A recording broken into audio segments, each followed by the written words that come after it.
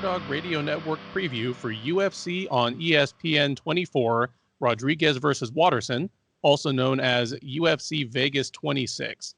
I'm your host, Ben Duffy of Sherdog.com. With me, as always, is Keith Schillen. Keith is the executive producer of the Sherdog Radio Network, as well as the Loudmouth MMA Podcast Network. He is the creator of numerous shows for Sherdog Radio, including MMA, Past, Present, and Future, and, of course, the Schillen and Duffy Show. Keith, how are you doing today? I'm doing great, brother. How you doing, man? I'm doing really well. In looking at this card, obviously, a week or two out, we had some big shakeup at the top. We lost the headliner and easily the biggest fight on the card from a standings perspective when TJ Dillashaw got cut in training. He fell off the card, and his matchup with Corey Sandhagen is pushed down the road to whenever. And then just barely less than a week ago, in the wake of the whole fiasco around Diego Sanchez, he was released from the UFC.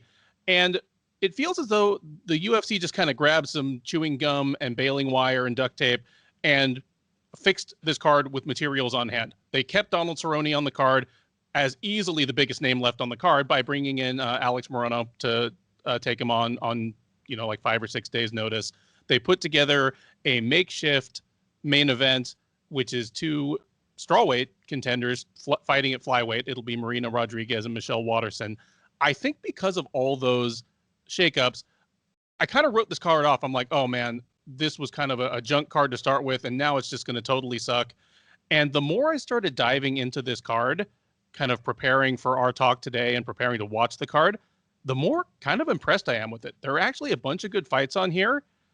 And now, instead of looking at this as like a mediocre fight night card that just went down the tubes when it lost some big matchups, I'm like, this would have been one of the better free cards of the year, and it's still okay in spite of losing a bunch of stuff at the top.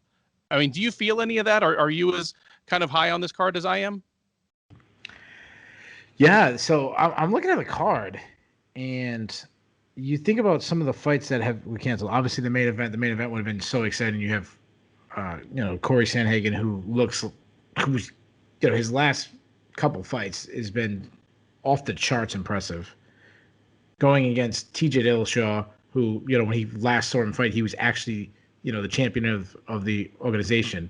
So after a 2-year layoff, there were so many storylines.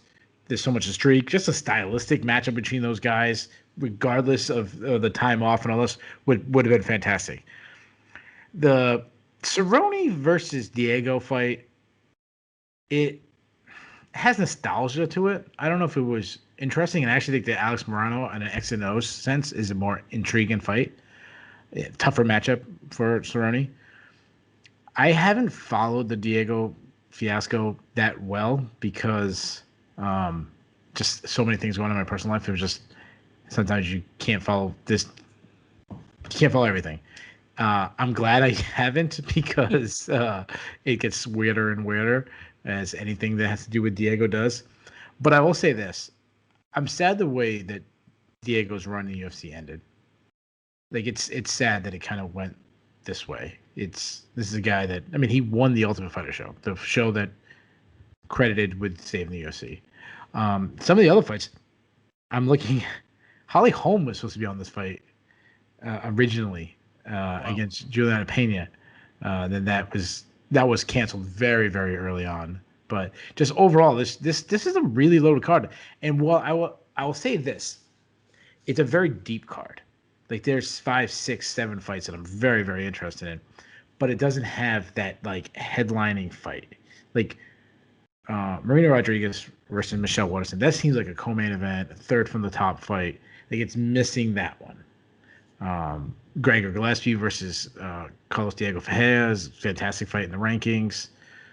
Jeff Neal Magny, that's a great fight from the rankings. Like, there's a lot of good ones. There's a lot of co-main events.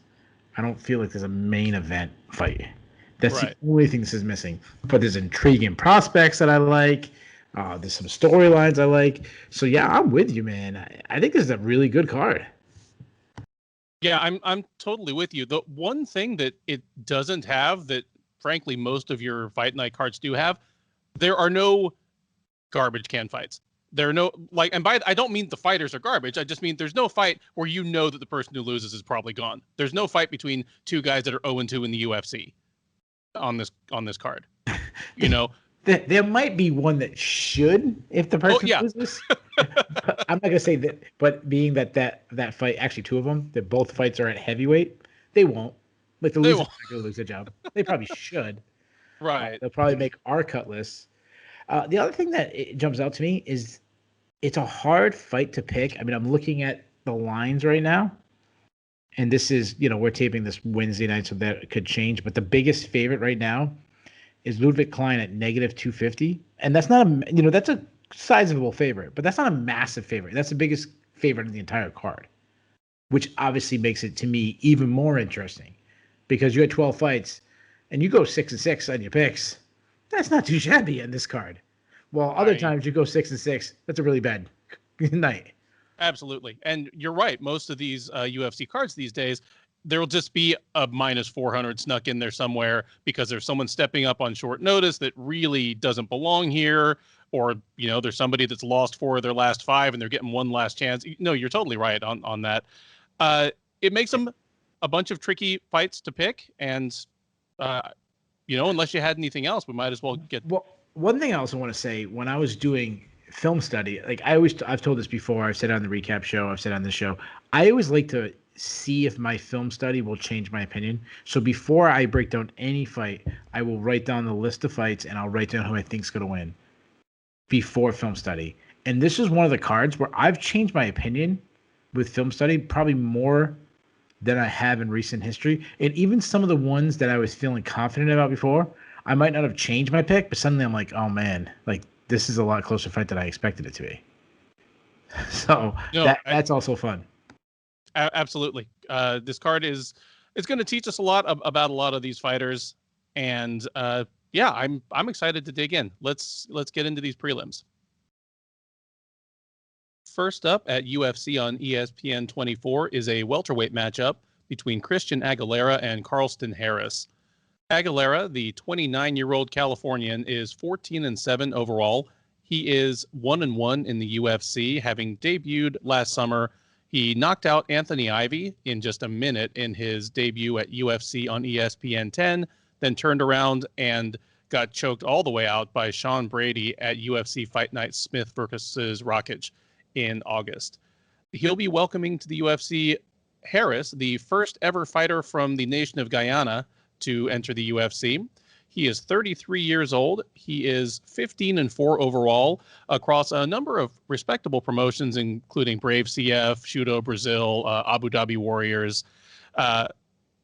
And this will be his first fight in the octagon. Odds slightly favor the debuting fighter. You can get Harris around -150 as the favorite. Aguilera is out there +125 or +130 as the slight underdog. Keith, how do you see this fight breaking down? Yeah, so this is one of those ones when before I did tape study, I wasn't excited about it. I was like, these are two lower level UFC guys. I mean, Harris is well in his 30s by the time he's coming into the UFC. But then when I did tape study, I was intrigued by both guys. Aguilera, like the first thing that jumped out to me about Aguilera is, well, one, he had the knockout over Anthony Ivy, as you mentioned. It was Anthony Ivy. But then he went against Sean Brady, who I like a lot. I mean, I think everyone really likes him a lot. He was a guy that I was really intrigued coming into the UFC. He's undefeated. He's looked fantastic. And we all remember the, topside guillotine where Paul Felder was talking about, he's going to go out. This is the, strongest squeeze I've ever felt. But I forgot how well Aguilera was actually doing on the feet, that he actually caught Brady with some shots that made Brady shoot for the takedown. And that's because Aguilera is a high output striker. When you continue to come forward, you're going to land shots. He's very aggressive. He's got some good boxing. His hands are pretty fast. He stays tight. They're not really looping. And he has good power, as I just said. His left hook is really his best strike, but he also has a really good overhand right. So if he lands either one of those power shots, he can put you out. And I like that he was throwing a lot of calf kicks, especially against someone like Brady, which shows to me intelligence. Because, you look at Brady, he's a massive uh, built physique guy. He's huge and he generates a lot of power. Well, if you can take out his legs, that'll zap a lot of his power. And we haven't seen it in the UFC, but on the regional scene, he will sneak in a takedown. But I wouldn't characterize him as a wrestler by any means. Though the biggest weakness he did show against Sean Brady is his takedown defense. Is something that he struggled on the regional scene. Someone like Sean Brady exposed. Now move over to Carlton Harris, looking for a fighter guy. He's got some long arms. On the feet. He fights behind a long jab. I would say he's got pretty good snap on his punches because he has like deceiving range with just got his weird build of his long arms. He will reach at times, like overextend a little bit to get to his opponent, and that's because his entire game plan on the feet is to ultimately close a distance. He's a grappler. He can shoot on your hips. He's got pretty decent entries. He's not Gregor Gillespie, who would have seen on this card, but he's got some pretty good entries, and he gets to the body lock very easily because everything comes off of his long arms. He gets to the body lock. He's very good at like doing that, like just like what they call in wrestling a slide by. He'll do a slide by and then like throw like one hook in and start working from that. We see a lot of times gets the fence with one hook in.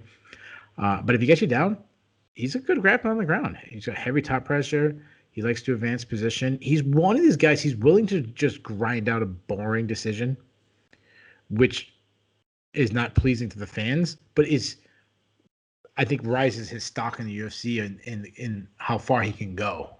The guys who's willing to win an ugly fight usually wins those fights.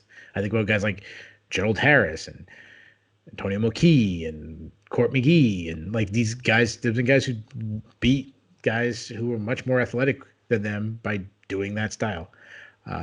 He is a submission threat. He really likes Darce chokes. I've seen him finish some fights with Darce chokes. He also had other opponents in Darce chokes. And cardio is actually a strength. This is the guy, he's a regional champion. He's going 25 minutes. So he showed he can go deep into fights. Obviously, 25 minutes not going to matter in this fight, but it's nice to see him do that. If he can go 25, he probably should go 15. I really want to take Aguilera, and I know I'm spending way too much time on this fight than I should. But it's actually, I'm intrigued by it. His boxing is really solid. However, he hasn't shown me enough that he can stop a takedown. And I know Harris is going to look for a lot of takedowns. He's going to look to gruel, ugly battle. I think he's going to get a few takedowns. I think he's going to write out a decision. This is going to kind of be I think it might be a little bit of a snoozer to start the card. But give me Harris winning his UFC debut by decision. I feel a lot of what you're putting out here because after watching both of these guys, I was really high on Aguilera's chances as well. One nice thing about Harris is you pointed out that he's just debuting in the UFC now at like age 33, but he's had a solid run on the kind of international scene. I mean, he's beaten a couple of UFC guys on his way up, Michel Pereira, Wellington Turman. His only loss recently is to Jarrah Hussein Al-Salawi, who's one of the best. He's one of the best prospects over in Brave CF right now.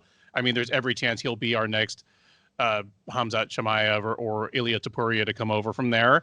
So, I mean, he's had a really good run. As you pointed out, he's had 5-round fights over there. That's a good sign. It's tempting for me to say that Aguilera might just do to him what he did to Ivy, because Ivy's another long, lanky guy who wants to close the distance and get the fight rounds. But Harris has much slicker entries than Anthony Ivy does. And I think he's probably a better striker. Wouldn't surprise me too badly if Aguilera just catches him, trying to crash the pocket or trying to shoot for a takedown and just getting a little too eager and just conks him like he does Ivy. But I'm with you. I'm picking Harris to be able to get this fight to the ground without having to wade through too much fire, and not going to pick him to finish Aguilera. I mean, it took one hell of a squeeze from Sean Brady to put this man out, but give me Harris to do enough to win at least 2 rounds. Harris by decision for me as well. We move up to the middleweight division as Jun-Yong Park takes on Tafon Nchukwi. Park, the 30-year-old South Korean, is owner of a 12-4 record. a 2-1 record in the UFC, and probably the best nickname on the planet as he goes by the Iron Turtle. His UFC record consists of a loss to Anthony Hernandez in his debut back in August of 2019, followed up by back-to-back wins over Marc-Andre Barriault and most recently John Phillips back at UFC Fight Night Ortega versus Korean Zombie last October. Nchukwi, the 26-year-old Cameroonian, is a perfect 5-0 in his UFC career. He is 1-0 in the UFC, having beaten Jamie Pickett by unanimous decision last December at UFC Fight Night Thompson versus Neal. That was on the heels of a very successful appearance on Dana White's Contender Series in September, where he knocked out Al Mataval with a second-round head kick. Odds in this one slightly favor the Cameroonian. Nchukwi is -140. Park is out there around +115 or +120 as the underdog. Keith? Anytime it's a Dana White Contender Series alum, I definitely look to your research and wisdom. Tell me about Tafon Nchukwi and how you think this fight goes. Yeah, so this is definitely one of the fights that I changed. I changed my opinion pre-tape study. Now, Nchukwi is not a guy that I know too much about, even though he came from the Contender Series, because there wasn't that much film on him on the region. It was actually kind of hard to get. I mean, you get the William Knight fight and one or two other fights, but also he had really quick finishes, so you can't really, grasp too much. Now, despite originally being a heavyweight, and now he's all the way down to middleweight, he's still kind of short for the weight class. He is built like his former opponent, William Knight, who also did the same move from heavyweight down to middleweight. They're short, but have a huge frame, a huge chest, more wide than length. But this guy just absolutely clubs. He's got huge hands and he crushes you if he touches you, just throws hammers at you. But he's athletic. He's athletic for his stature. He's like this guy looks like he could play in the NFL. Like he could be a fullback or a middle linebacker. He's like a Zach Thomas, shorter middle linebacker, just mean.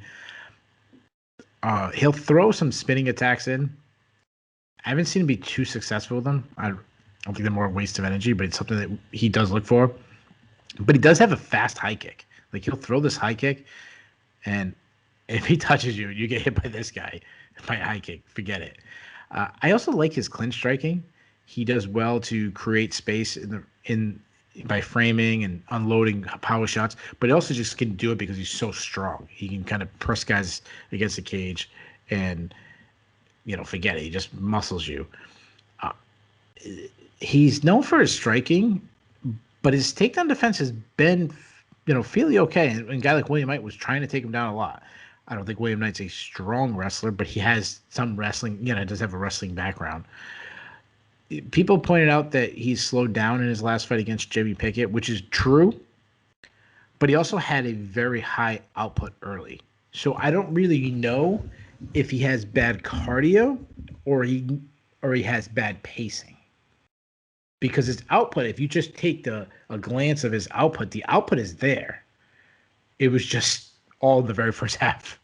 So and I actually think he'd become a better fighter if he can slow himself down, not come out like a pit bull right out the gate. Now move over to Jung Park. Man, this guy, I don't really know how I feel about him, because before, when he first came to UFC, I didn't think that highly of him. But his last two fights have been pretty impressive to me. But he beat Barriault and John Phillips, especially John Phillips. I mean, we've gone on rants about how bad John Phillips is. So he jumps off as looking so good on film, but he's faced the lowest level of UFC fighters. But what we've seen is he's a pretty good boxer. He throws tight combinations. He's best if he can get to the pocket. He will, but I also like that's his aggressive style. But he also can sit back and counter strike. Against Barriault, that's what he did. He stepped back a lot, let Barriault come to him, and he picked up Barriault's timing fairly well. One thing I didn't like is that he kept trying to throw an uppercut, which, if you connect while someone's coming in, it can be lights out. But if you don't, you're putting yourself in a danger zone, which we've seen. The biggest example of that is the Rashad Evans Chuck Liddell knockout. He mixes in low kicks. That's been a new thing of his game since the Barrio fight. And he is really, this is the guy who wasn't known for his wrestling, but he's been really working on his wrestling. We saw him wrestling in both those fights, especially the John Phillips fight. He knew he had a big advantage of the wrestling. And he's become a pretty strong wrestler. Good at it. He was advancing position, taking the back, strong ground and pound.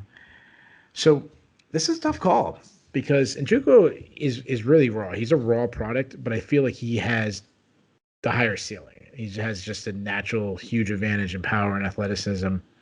But Park is more seasoned, and he's probably the better wrestler, definitely at least offensively. I'm going to say Park gets a few takedowns. I'd say he wins a close battle, and this will be one of those early losses in someone's career that Nchukwi gets. So give me Park in a slight upset pick, and I'll take him by split decision. All right. I mean, right out the door, no suspense here. I'm with you. I have Park in this one. I would feel even better about picking Park if not for the fact that Nchukwi showed no gas problems against Jamie Pickett. It was his first fight at the new weight class, and he thrashed Pickett in the third round. I mean, granted, he had already put an accumulation of damage on him, but it was a borderline, if not an outright 10-8 round. So, because my initial inclination was to think that, the longer this goes, it probably does favor Park. And I still think it does in the sense that Park will probably start rolling downhill a bit in terms of finding the rhythm and timing and just getting the better of the striking exchanges. If Nchukwi tires out at all, it will make it even easier for Park to get the takedowns. But, the one time it was tested, and Nchukwi, he looked okay in the third round. Like his pace slowed. As you pointed out, like his output was certainly not the same from the first round to the third, but it's not as though he had this just Alonzo Menafield, like hit the wall and just it's all over. I like the fact that Park has been turning more and more to his wrestling.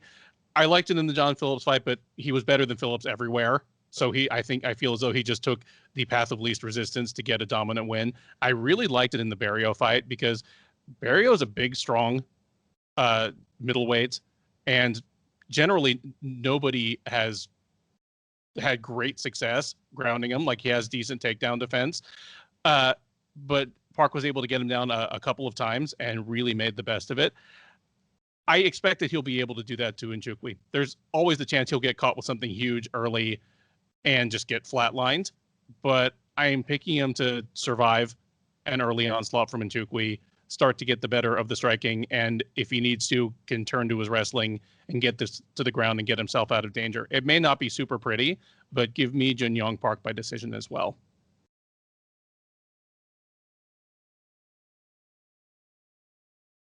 Next up, it is the flyweights as Ryan Benoit takes on Zarrukh Adashev in a fight that probably does have roster status implications for both men. Benoit, the 31-year-old, is 10-7 overall. He is 3-5 in the UFC, and he is coming into this matchup off of back-to-back losses. He dropped a split decision to Alateng Haley at UFC Fight Night 165 back in December of 2019. Came back last summer and lost a unanimous decision to Tim Elliott at UFC on ESPN 13 in July. Adashev, the 28-year-old fighting out of New York, is an even 3-3 in his mixed martial arts career. He is 0-2 in the UFC, having lost to Tyson Nam via first round, 30-second knockout last June at UFC on ESPN 10, then came back this January and dropped a unanimous decision to Sumu Darji at the UFC on ESPN Chiesa versus Magny card. Odds in this one do favor Benoit. He is -140. Adashev around +120 as the underdog. Keith, not the highest level fight on the card, but who you got in this one? Well, I always like flyweights. Flyweights, regardless of what's going to happen, it's going to be entertaining. Guys move around super fast. We'll start with Benoit. He's obviously the commodity we know a lot better. He's been in the UFC for a long time. It's hard to gauge him, though, because he's had so many injuries and he's been so inactive. And every time he seems like he gets the ball rolling, something else bad happens to him. He's also been on the wrong end of some close decisions, which don't help him. But what we see him, what I like him, he's a very explosive athlete. He's got some very tight boxing, good head movement because he has a very bob and weave style. And what I mean by bob and weave, if you know what I mean, back and forth, always bouncing off the center line, similar to Mike Tyson. Mike Tyson had more of a peekaboo, bob and weave is kind of combination, but something like that. That's what he likes to do. So he has a lot of movement that way. He's got good power. And oh, let me back up before it says someone in the comments. I'm not saying Ryan Benoit is Mike Tyson. I was just talking. I was using an example of someone who uses a similar style. But good power, especially for the division. I think he's one of the biggest punchers in the division. I love that he targets the body. He understands that. I also love, and he did this against Tim Elliott, and he's done in a lot of fights. He has this Robert Whitaker, and again, I'm not calling him Robert Whitaker. I'm using something that Robert Whitaker does. Dip to the right, using your momentum to throw a high kick on the other side, something Robert Whitaker. Robert Whitaker actually kind of does it the other way. He dips to his left and throws a high kick, something he kept doing to Kelvin Gastelum. This is something Ryan Benoit does. One issue I have at him, especially at flyweight, is he can throw one strike at a time. He can look for the perfect punch, which is something you don't want to do at flyweight because so many guys have such high OPOT, like his last fight in Tim Elliott. While he really wants to box, he'll go to the ground. He's a very solid grappler. He's got some good entries. He's good at winning scrambles. He showed that he can defend takedown attempts against Tim Elliott, who's a guy, he's a good wrestler. Despite, if you watch that fight, he almost knee barred Tim Elliott, where Tim Elliott was actually like grimacing in pain. That is an outlier for Ryan Benoit. He's not a grappler. Sorry, he's not a submission threat. Actually, he's definitely a grappler. He's not a submission threat. He's more of a wrestling grappler. He has one submission on his record. I feel like he just got lucky at that one. I shouldn't say lucky, but things happen. You roll, and he ended up in a right position. Move over to and you gotta help me out with John Anik of our team. Adashev. So he only has, I think he has 6 professional fights now. So he does not have much experience at all going against a guy like Ryan Benoit, who has more than 6 fights already in the UFC. And his run in the UFC, Adashev, has been like a total disaster. Like, it couldn't have been worse. And to get into the UFC, this is what we talked about last time he fought. He's fought some extremely low-level guys with terrible records. But when we talk about his skills, he's a southpaw. He tends to fight and burst, kind of all the way out, all the way in style. When he gets to the pocket, he throws combos. So that's something like, if he gets to the pocket and Ryan Benoit is looking for one strike and he throws 4, like, that can definitely win him a fight. One, he could get him a knockout, obviously, but also just adding points in. He does hit hard too. Like, he really can whip it. He also loves spinning attacks. He has a very Alexander Slamenko, Dennis Seaver style where he will throw like a spinning back kick, spinning back face. Like, it does it a lot. I haven't seen too much of his grappling and I said this last time, and I still kind of feel too much of his grappling to really give too much of a comment. Like, I don't know if but he comes from I can't say, I don't know if he's that good at it, but he comes from a striking background. So until I see it, usually I give the benefit of the doubt. In this case, I'm not going to give the benefit of the doubt because, his background is in striking. Usually stereotyping strikers aren't that good at grappling. Obviously, I'm not talking about all of them. Some of the best grapplers in MMA history are also great strikers and vice versa. Prediction: Benoit should win this fight. He really should. He's the more well-rounded fighter. He has faced the much, much higher level competition. Adashev looked terrible so far in the UFC. And in fairness, even though he's lost all his UFC fights, I feel like this is actually a step up in competition since his last fight. Even though, when you look at Benoit's record, you might not think that. Well, Benoit's record has he's fought some studs. So that's why his record is what it is. So I say Benoit is smart, gets the fight to the ground, and I say he takes him out by second round TKO from ground and pound. When I look at Adashev, he's a perfect example of the difference between the Bellator model of prospect development and the UFC model. Because Bellator signed him as a 1-0 mixed martial artist. They matched him up 3 times with ultra low level competition and just sort of brought him along slowly. Then the UFC snapped him up and just threw him straight into the shark tank. Like Tyson Nam and Sumadarji are both good flyweights. And yeah, he's just completely. It's hard to even find very many bright spots in his UFC run so far. Benoit has a bunch of question marks around him. You know, he's moving into his 30s, and like you say, he's been chronically injured. This will be his 9th fight in 8 years in the UFC. That's not a great look. He's better than his record looks. You know, a couple of his losses were really competitive decisions to good fighters. And obviously he has a couple of fantastic, I mean, some of the better highlight reel knockouts in the history of the flyweight division that doesn't typically give us a ton of them. I honestly expect him to be better at just about everything than Adashev, except maybe, you know, throwing in volume and in combinations on the feet. Like there, it's going to be a contrast of styles, as Benoit really does like to wait for his kill shot. But I think he's going to find it. I have Benoit by 2nd round TKO as well, but I'm going to say he just like lamps him with something on the feet and this thing is over. I don't know what his ceiling is in the division. Like I say, it's been really hard for him to stay busy, and the division has basically grown up around him and passed him and left him in the dust since he joined. Like he's been in the UFC since 2013. You know, he was in the UFC when there were probably like 10 flyweights in the whole UFC, and it's exploded into one of the most exciting divisions in the UFC around him.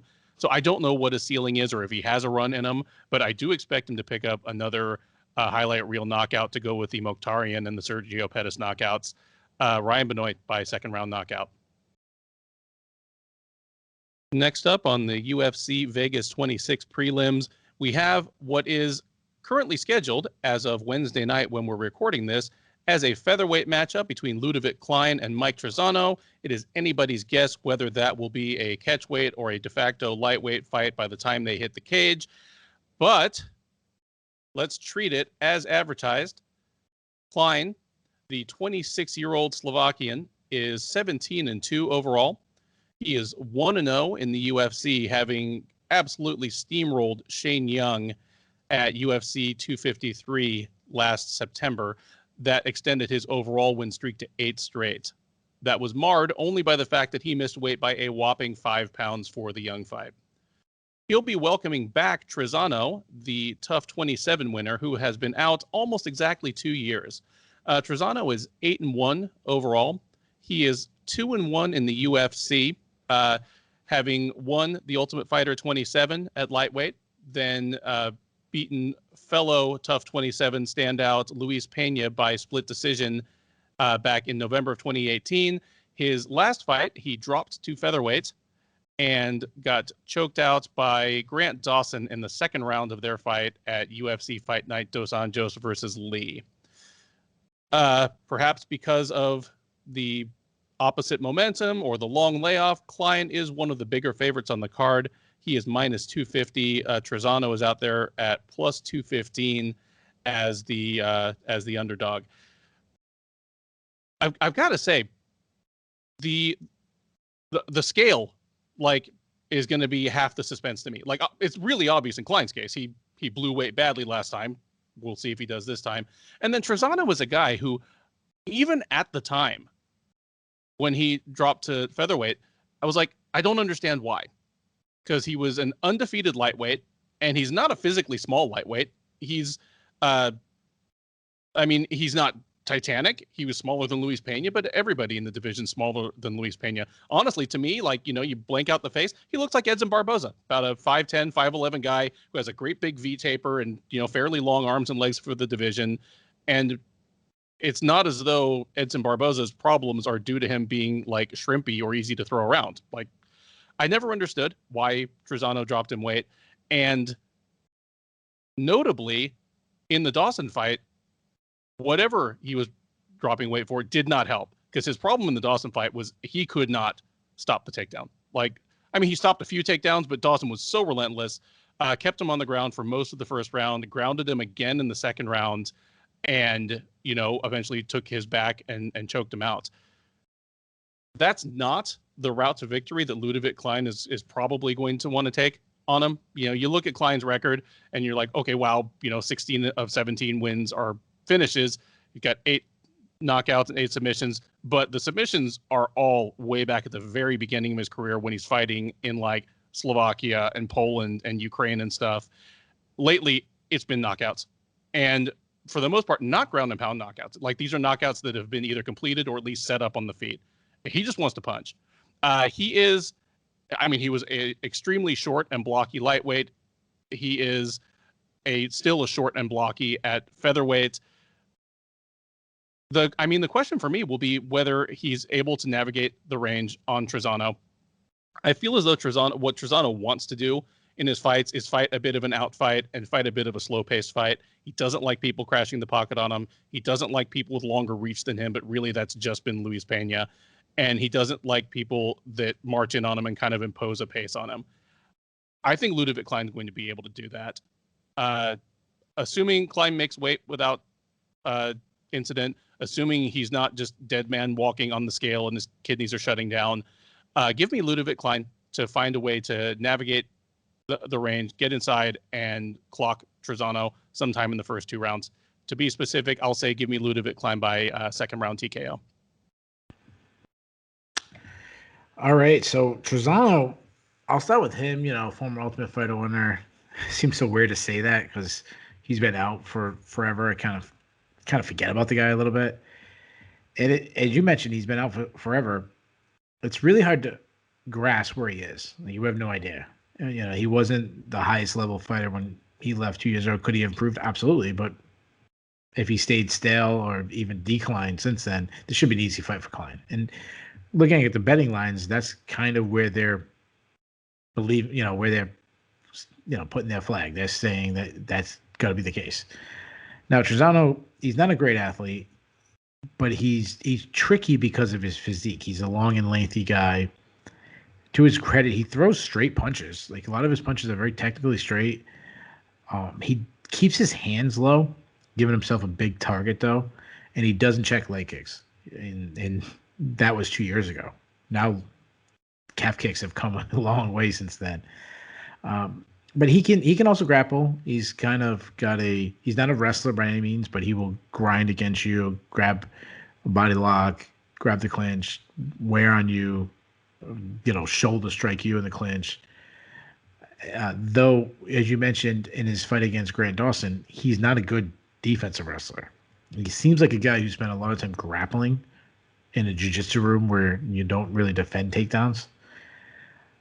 But he's not bad at winning scramble. I mean, he's not bad in scrambles. He's good at winning scrambles, I should say. And he's a bit of a submission threat. He's got a couple submission wins on his career. And I'm not sure if he got any on the Contender Series. The Ultimate Fighter.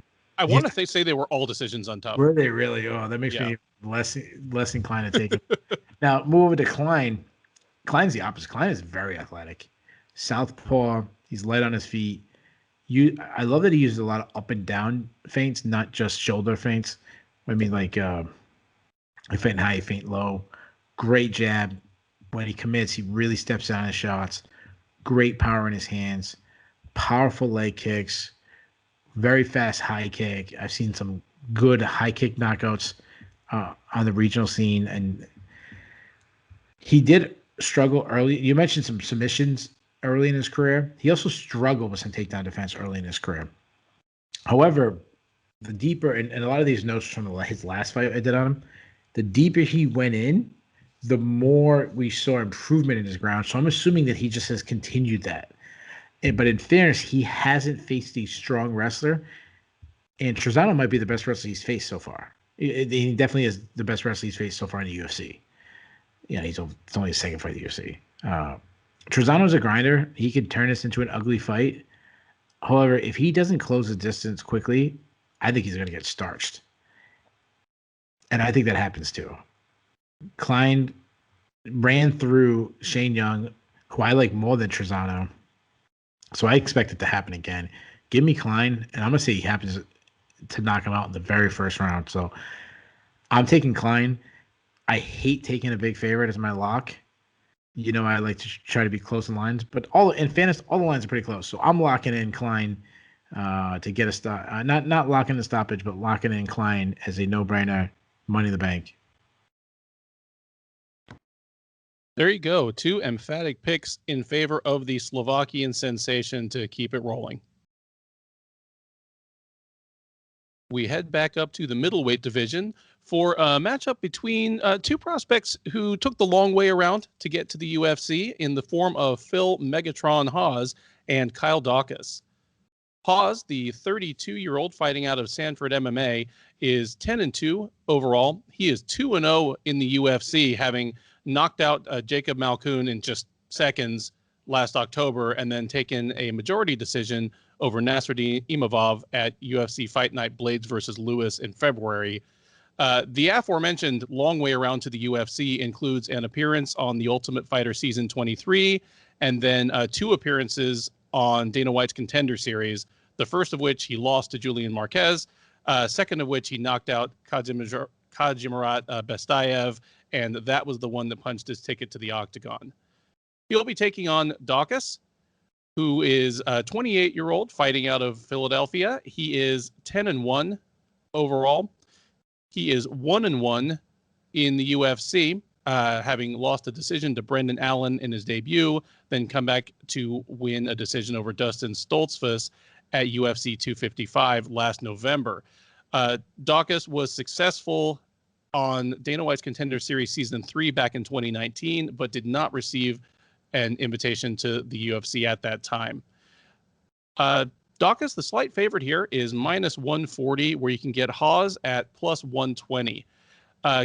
Keith, obviously with 3 total Dana White's Contender Series appearances between these two guys, I'm definitely going to flip it to you. But hey, man, you remember when Kyle Daukaus was the main Daukaus and Chris was the other Daukaus? That's right. And that's just kind of been flipped on its head in the last year. Good point. Yeah.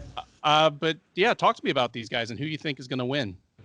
This is a really good matchup. And I know I'm saying that a lot. This is one of the ones that I am most intrigued. I would say second or third on the list of ones I'm very excited about. I'll start with Phil Hawes. He was a one-time extremely hyped up prospect, seemed to fail, but now he's kind of living up to the hype. Explosive, incredible athlete. On the feet, he's very aggressive, fast hands, works behind a jab, earth-crushing, earth-shattering power when he lands a power blow. Does very well to keep his head off the center line. Though in his last fight, he was hurt by Nasruddin bad, but still found a way to recover. Powerful leg kicks. If it goes to the ground, it's probably because he took you down, because he's a very explosive, good wrestler, junior college national champion, lightning fast entries, will drive right through your sprawl, which I absolutely love. Very Josh Koscheck style, Gregor Gillespie style to his wrestling. Good ground control if he gets you down. Decent back takes. He still needs to conserve his energy a little bit. He throws hard, and that drains him. But what I love, and I'm going to go back to the Nasruddin, how do I say his last name? Imavov? Imavov? That's right. I can't even get the guys on this card right. I'm definitely not going to get guys in past cards right. Imavov. What I love is Phil Hawes was hurt bad in that fight, and in the past he would have lost, but he found a way to survive. Like, he's showing some maturity. He seems like he's turning the corner of his career, and he was a guy that I was disappointed with. That now I'm pretty high. Like, I'm like leading the bus on this guy, but then I like Daukaus too. Like, this is another guy I like, but very different styles. Daukaus is southpaw, very technically sound. He keeps his hands a little bit low, but he stays so relaxed and composed. You could tell he's had so many rounds in the sparring. Nothing really phases him. He will just stalk his prey, work behind a fast jab, very accurate left hand when he lands it. he just touches and touches and touches, and then when an opening presents itself, power shot. That's stuff that the best strikers do. That's what Israel Adesanya does. Again, I'm not calling him Israel Adesanya. I'm just saying things, one aspect that he does similar to him. He. I would say he has plus power. He doesn't have Phil Hawes power by any means. Not many people do, but he has plus power because of how technically sound he is, and when he knows when an opening's there, he'll sit down on his punch and really, that's when you overthrow. That's when you throw your big shot. Nice long kicks, based on his, being a southpaw. The shots to the liver are there. He'll throw that body kick, which could be open against a guy like Hawes who fights from an orthodox stance. He's a good grappler. He's definitely a submission threat. He's got 8 submission wins on his career. And it's funny because he has more submission wins than he has, TKOs and stuff. But I still look at him more of a striker, probably because of how much I like his striking. But when he gets you, it's guillotine choke, star strokes. He likes to chase the neck, as they call it on the ground. He will lose position chasing a submission that's not there. And I have 2 major issues with him. After I've said all these nice things about him, one, it was showed against Brandon Allen, is if he gets taken down, he plays jiu-jitsu. There was many times he had a chance to scramble. He struggles to get back up. He plays jiu-jitsu. And also, he's been rocked a lot in the past. Even though he's such a good striker, he's been hurt a lot. So as far as prediction goes, if this stays on the feet, this could be incredibly interesting. Really, really fun affair. I mean, it comes down to Hawes' speed and power versus Daukaus' just superior technique. However, Daukaus really struggled with a wrestler like Brandon Allen, and Hawes is a much, much more accomplished, better wrestler than Brandon Allen was, and better than anybody Daukaus ever faced. I don't know if Hawes is going to take the chance and really stand up with him. He very well might. But in the back of my mind, he got cracked his last fight, and he's got to have seen what happened to Daukaus against Brandon Allen. I say he goes the smart route, wrestles a lot. I expect him to get some takedowns, but I also expect him to fade a little late because of how wrestling heavy it could be. And Daukaus has moments late, but I think it might be a little too late. So give me Hawes, and give me Hawes by decision in one of my favorite fights of the night. I love this fight as well. And when the odds came out, nothing would have surprised me. Just because depending on how you think they're going to fight each other, the stylistic contrast could really favor one guy or the other. Because there's no saying whether Hawes is going to fight to his best advantage. I agree with you that looking for the takedown probably from the first round on is his best route to victory. But if you had those hands, wouldn't you be a little bit in love with them? I mean, if you have the possibility of making it a short night of work, which he's clearly shown that he has, wouldn't you at least try it a little bit? And that's what it kind of hinges on for me. Both of these guys, their losses are, no loss is good, but they're excusable. I mean, Brandon Allen is a guy that we've now put into the Sherdog top 15. And you and I were both on board with that. We both think Allen is probably just a cut above these 2 guys as, one of the top younger guys in the middleweight division. But you look back at Hawes' losses, it turns out Julian Marquez is pretty damn good. And in particular, Julian Marquez is good at what he did to Phil Hawes, which was come back on a tired guy and put him away. And then, at the time, man, he fought Lewis Taylor in his 5th fight. Lewis Taylor's never been an absolute world beater, but he is a wily, tough dude with a huge bag of tricks. And that was literally his 5th guillotine choke submission in a row, the one that he had on Phil Hawes. That's PFL champion. Yeah, Lewis Taylor, PFL millionaire. Hawes is way better since then. I love that you use the term turning a corner because, he's 32, but, just a week after we talked about Dominic Reyes and Yuri Prochazka, Dominic Reyes is 32 with 12 fights, and Yuri Prochazka is 29 with 30 fights. Which guy is really older in terms of his moving parts? Hawes is 32, doesn't have a ton of fights, and if his top gear as an athlete has slipped at all, I sure haven't seen it. He is still a dazzling athlete. And as you pointed out, it shows in his striking as well as his wrestling.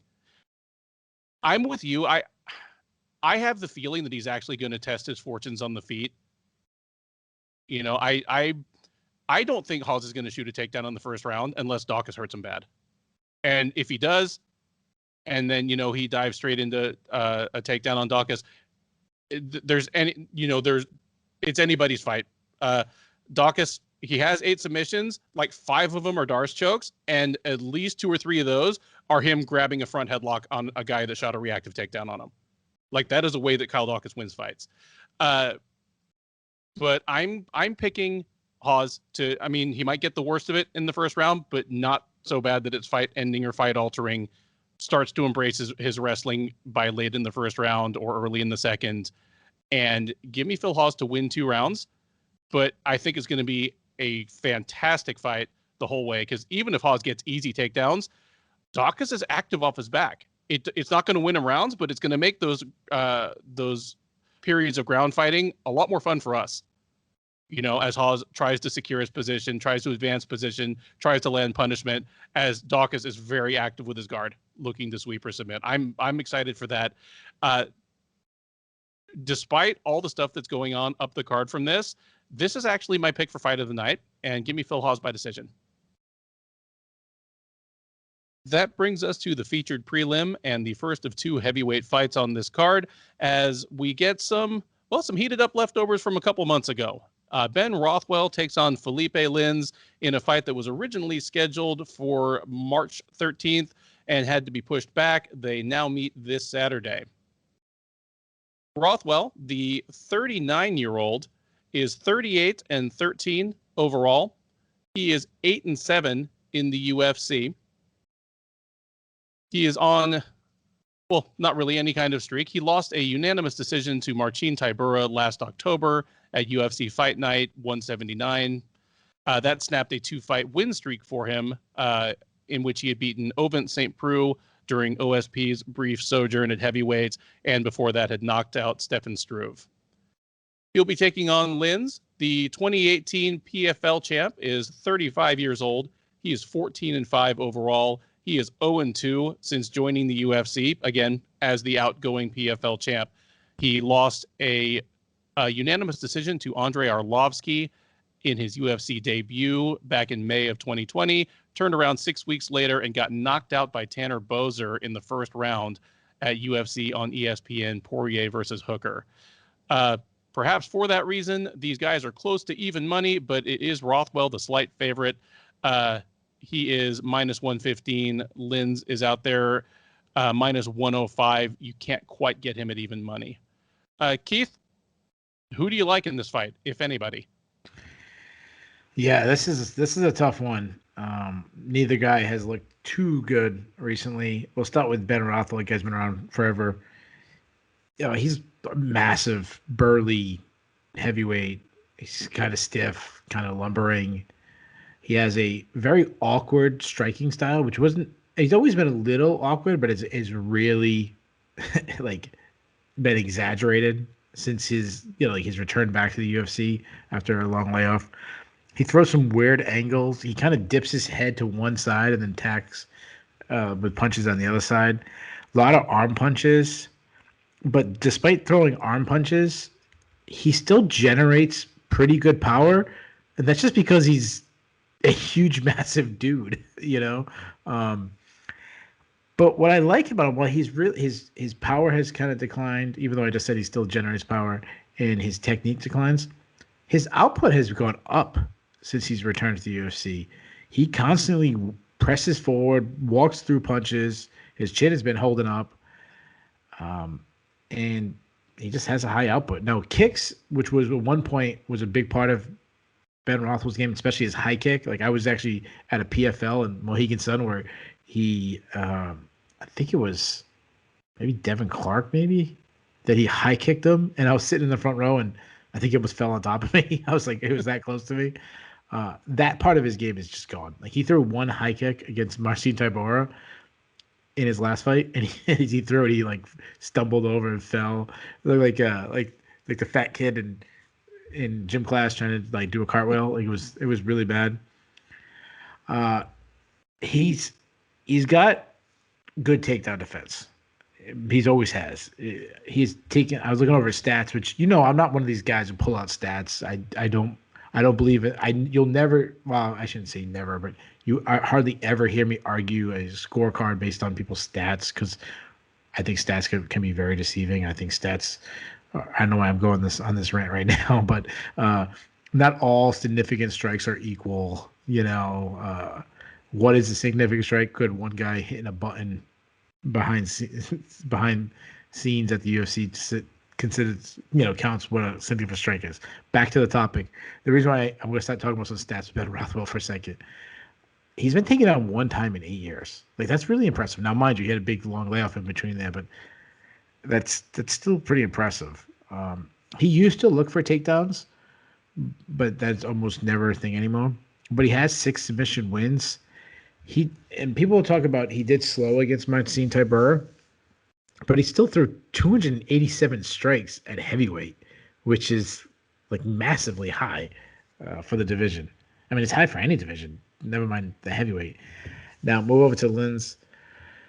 Man, he has not looked good in the UFC. And he's only had 2 fights, but he looked terrible in both of them. He's not very athletic. He looks flat-footed. I watched some fights when he was in the PFL, and his hand speed has. I said it last time, and it looks like he's going down. Like his hand speed looked like it is really decreased. He's a low output striker because he likes to counter strike. A lot of single strikes when he does. His strikes are looping. He keeps his chin high in the air. And as Michael Bisping pointed out in his last fight, Tanner Boser really roughed up his legs before the knockout. He wasn't checking him at all. No, he is a Brazilian Jiu-Jitsu black belt, and he did show some of the ground in the PFL, but there was a lot of sloppy exchanges. It wasn't very pretty. It wasn't Fabricio Verdum on the ground.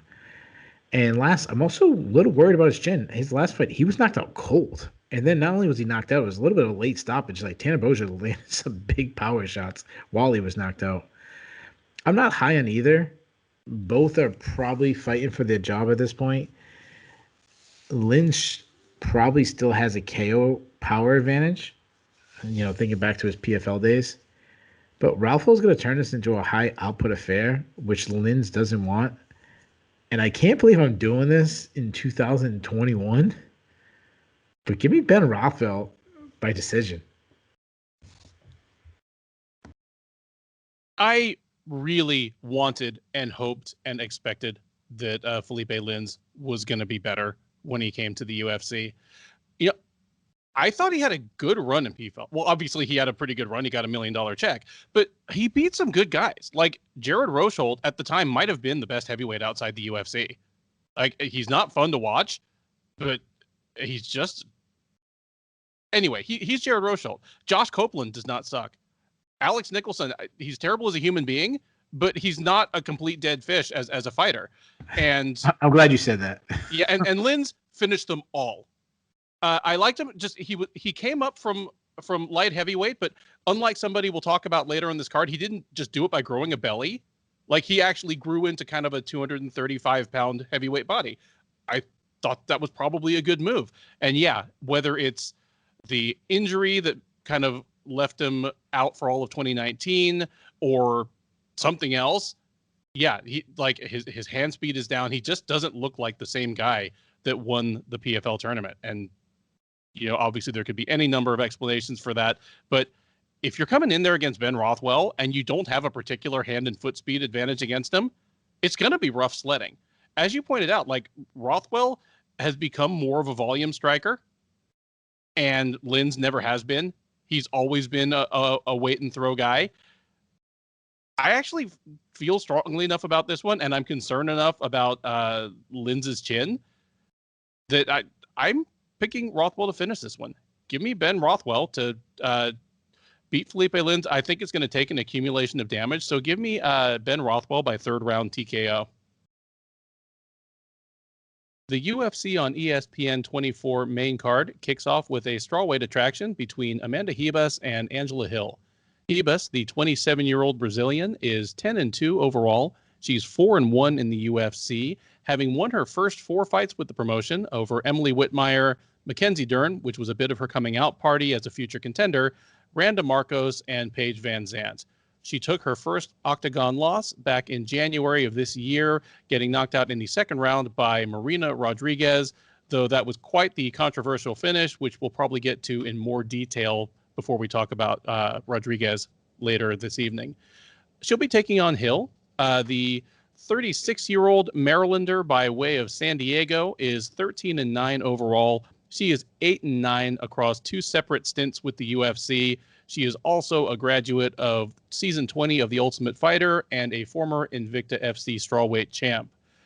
Odds in this one do favor Ribas. She is minus 175. Hill is out there plus 150, plus 155 or so. Keith, who wins this one?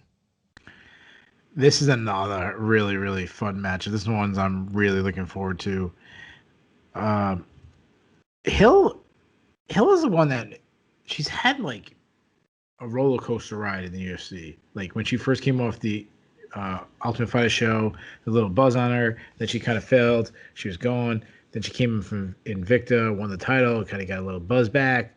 Then she started off like had this long losing streak. Then suddenly she turned into this Sam Alvey, Donald Cerrone, whatever, whoever you want to call, taking, Kevin Holland, taking a fight all the time. But even that started like you win when you lose it, but then she started like winning quality big fights, and you're like, wow, this girl's actually pretty talented. Now we actually talk about her style. She's a Muay Thai striker, light on her feet. She likes to work from the outside of the feet, crisp jab. She can often overextend on her strikes, leaving her open to counter strikes. But she does well to keep her head off the center line. She has like a dipping right hook she likes to throw. Nice check left hook that she uses to keep her distance. I like that she went, even though she lost the fight, I think the Claudia Gadelha fight was one that really opened my eyes to her skill set. Like she went to the body against Claudia Gadelha, which I liked. And one thing about her, besides being an out fighter, which she's most known for, the clinch game has really become a strength of hers.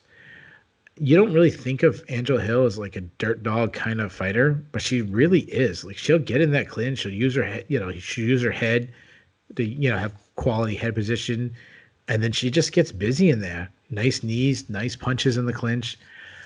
But her takedown defense is still a weakness. I mean, it has greatly improved over the years, but it's still a big weakness. She struggles when she gets on the bottom. And I think about Randa Marcos taking her down, Claudia Gadelha, even Michelle Waterson. So that is definitely an issue. Now move over to Amanda Ribas. Very athletic, very well-rounded.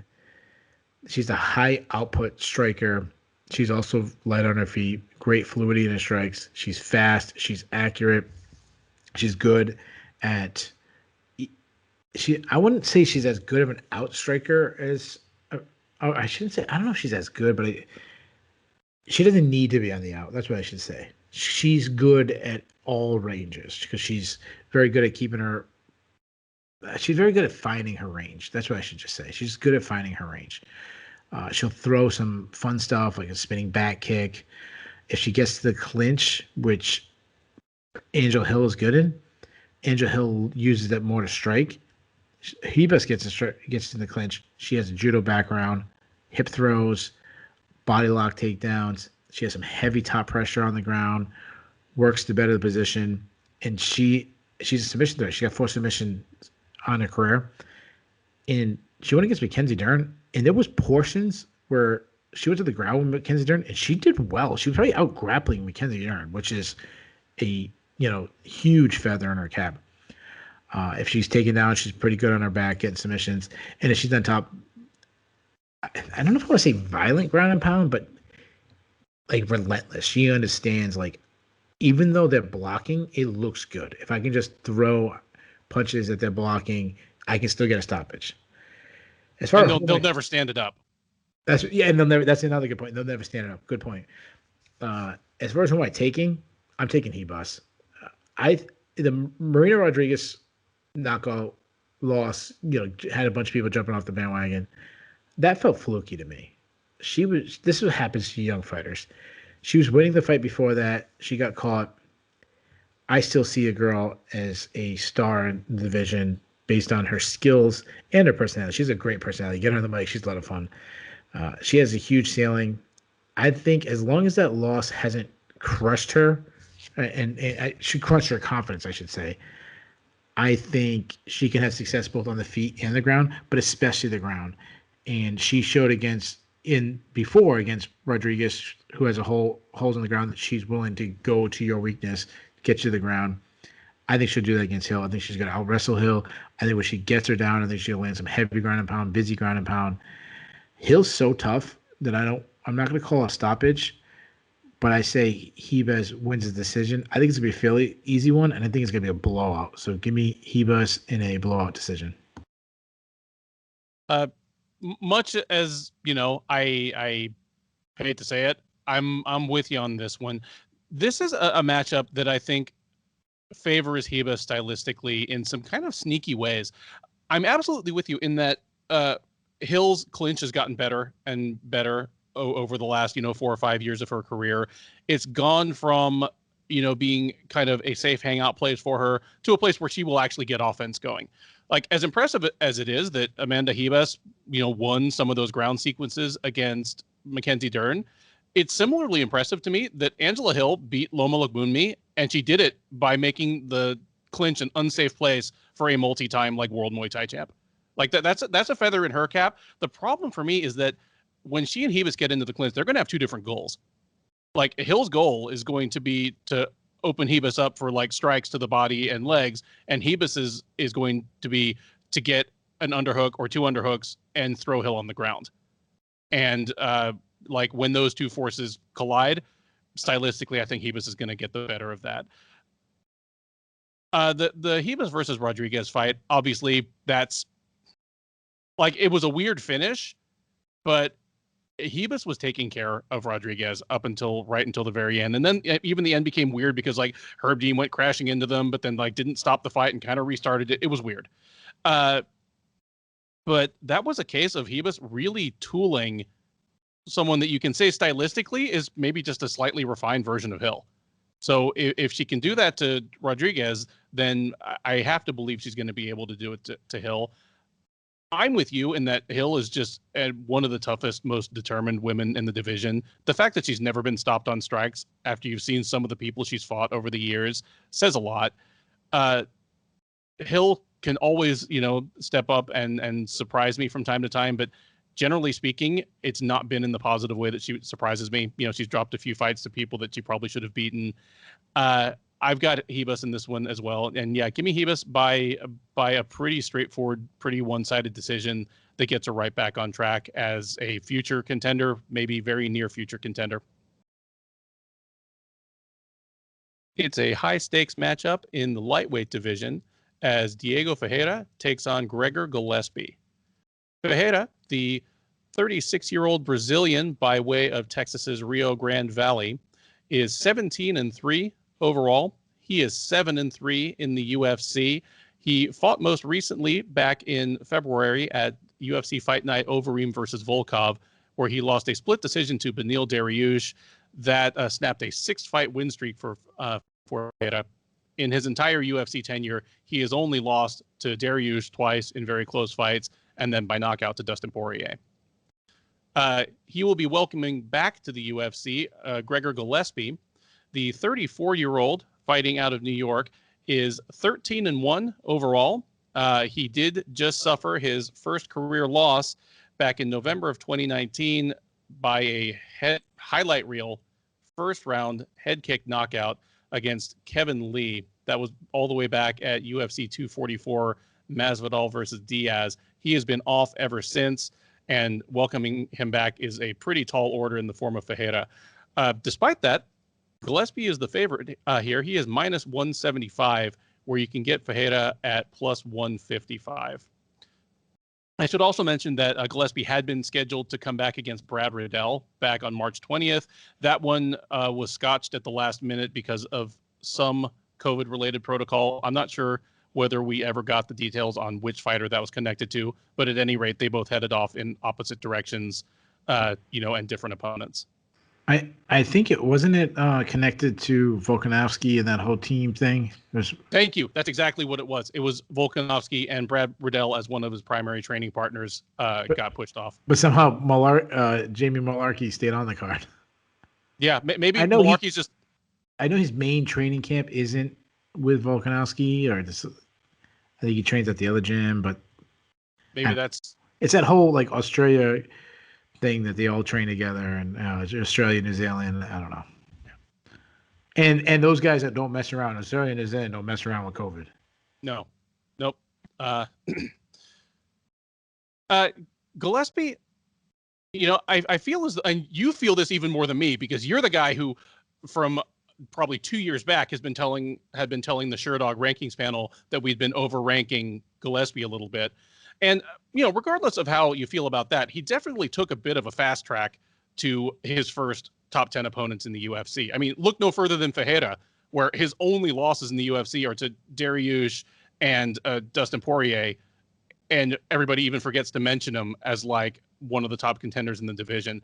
And Gillespie, just from being an NCAA wrestling champ and from being undefeated coming in, I feel as though he kind of jumped the line. And whatever his ceiling is, Kevin Lee was too much too soon. The problem here is he's not being given much of a bounce back. Like that fight with Dariush, I don't think that did anything other than make Ferreira grouchy. He is now, Ferreira is now 36 as a lightweight, even though his game does not especially run on fast twitch athleticism, especially for such a small lightweight as he is. Nonetheless, at 36 as a lightweight, your window is limited. Part of that is his own fault. He missed 2 years with the USADA suspension, but he has to know that time is tight. This is a tough fight for Gillespie. Lee was a bad matchup for Gillespie in, other ways. Like Lee is a massive lightweight. When he wants to be, he's one of the best wrestlers in the division. He doesn't have the credentials of Gillespie, but between being a good wrestler in his own right and probably being a 20-pound bigger man, he had the ability to stymie Gillespie's wrestling, which is maybe why Gillespie didn't really try to get it to the ground. And then obviously Lee, a much, much better striker, and Gillespie's problem all along has been that he just charges headlong. Like his striking coming up was so reckless. I think mostly because he thought and knew he had the wrestling in his back pocket. If he runs straight at Ferreira, he's going to get knocked out. Ferreira's a well-schooled boxer and kickboxer. He has not the straightest punches in the world, but he's not a windmill machine. He throws good kicks to the legs and to the body. There's certainly every possibility that Gillespie could take him down. Gillespie still has a fantastic, just cannonball double leg. He is good at chaining his takedowns. If the double leg doesn't work, he will switch to a single, try to run the pipe. There's certainly a chance he can get Ferreira down. Ferreira's defensive wrestling is decent. But, Ferreira is a fantastic ground fighter. He's an outstanding Brazilian Jiu-Jitsu practitioner. I just don't see many safe places for Gillespie here. I don't know where he's at mentally after, suffering a crushing loss, the first loss of his career. But I just think Ferreira is a better fighter at this point in their respective in their respective developments. It's two guys that know that they're on a limited time schedule. Like Gillespie is way behind where he should be as a 34-year-old in terms of working up the lightweight ladder. Ferreira knows that, he just took another close loss at a really inopportune time. But yeah, this one for me has got Ferreira written all over it. Give me Diego Ferreira by second round submission. I'm going to say he hurts Gillespie on the feet. Gillespie shoots desperation takedown, and Ferreira either takes his back and chokes him out, or just snares him in a guillotine or a Darce choke. Yeah, wow. And this is my upset special. It's not a huge underdog, but there aren't many huge underdogs on this card, and this is my pick. That's true. That is true. So I want to talk about the rankings things real quick. So Greg Gillespie was ranked by us. It's funny because since I've been with Sherdog, I've kind of had two big battles in the rankings. And Gregor Gillespie is actually probably the lesser one. And that was me saying that I don't think he would rank. It had nothing to do on Gregor Gillespie as a person in what I think of him as an athlete and as a fighter. I just was saying like what he has actually accomplished isn't worth ranking. I felt like we were ranking him more on his potential. And a lot of that has to do with Division I NCAA wrestler. Listen, you're not going to find anybody who loves NCAA wrestling more than I do. Like, I love it.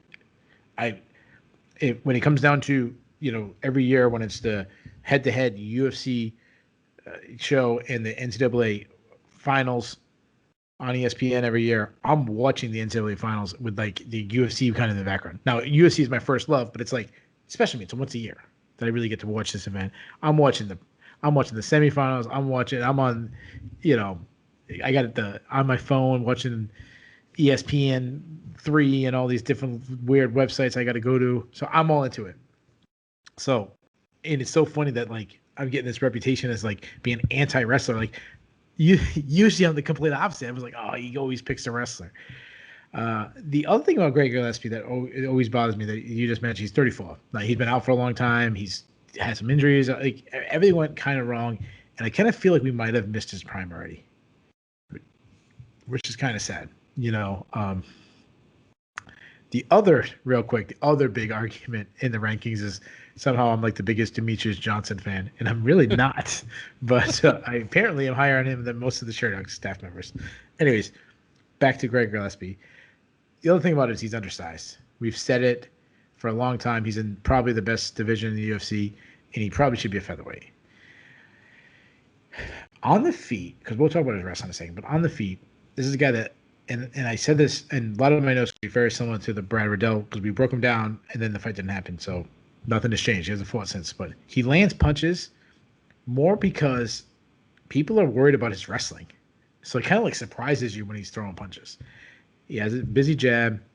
He showed in the Andrew Holbrook fight that he can knock you out if he lands a clean shot. That's what happens. You're an elite athlete. You're an NCAA Division I champion. You're an elite athlete. Other than Ben Askren. Everybody else is an elite athlete. He tends to telegraph his punches a little bit because he's raw. He's not a seasoned striker. And he also can sometimes not throw enough. Like he feint a little too much instead of like just throwing output. He doesn't move his head. He keeps his head on the center line.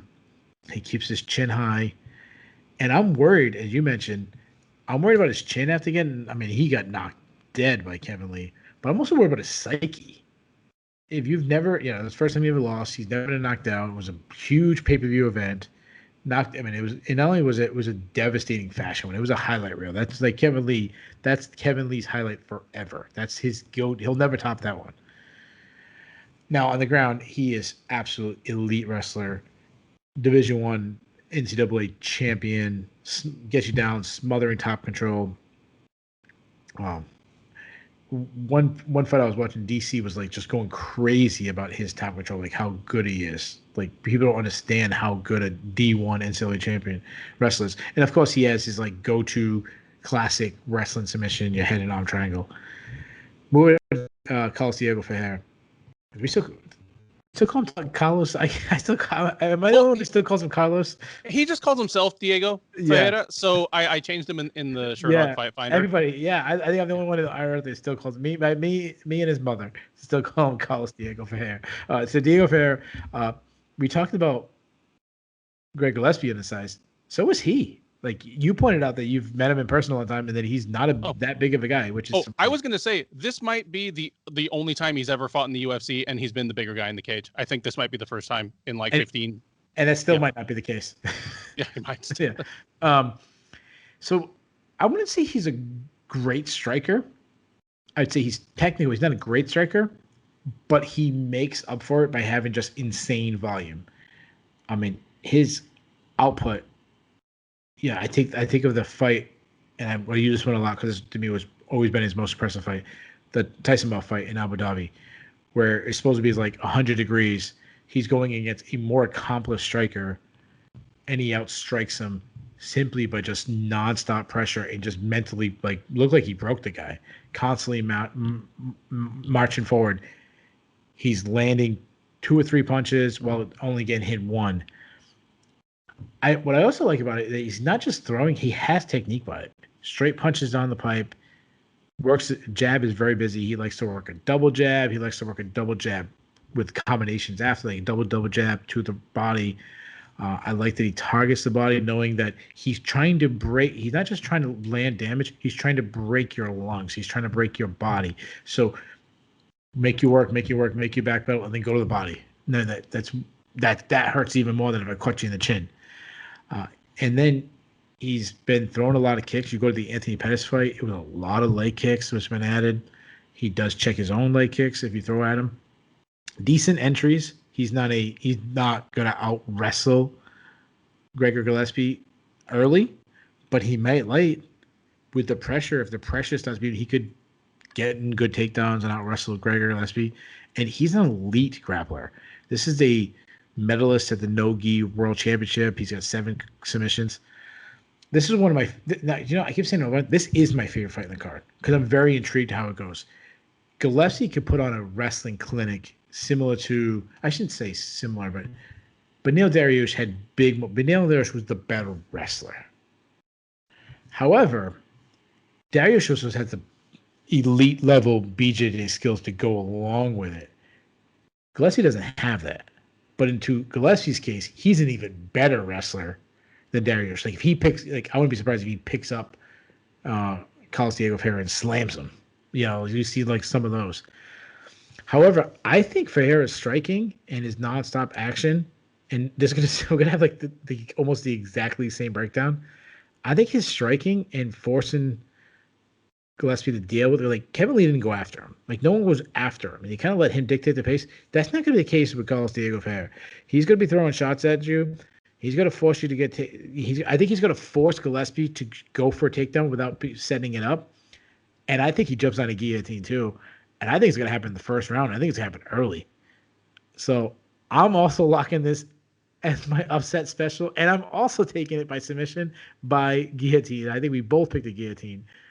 Carlos Diego Ferreira, first round submission by guillotine. There you go. On a pretty well-balanced card, 2 picks for the slight upset there. Ferreira over Gillespie.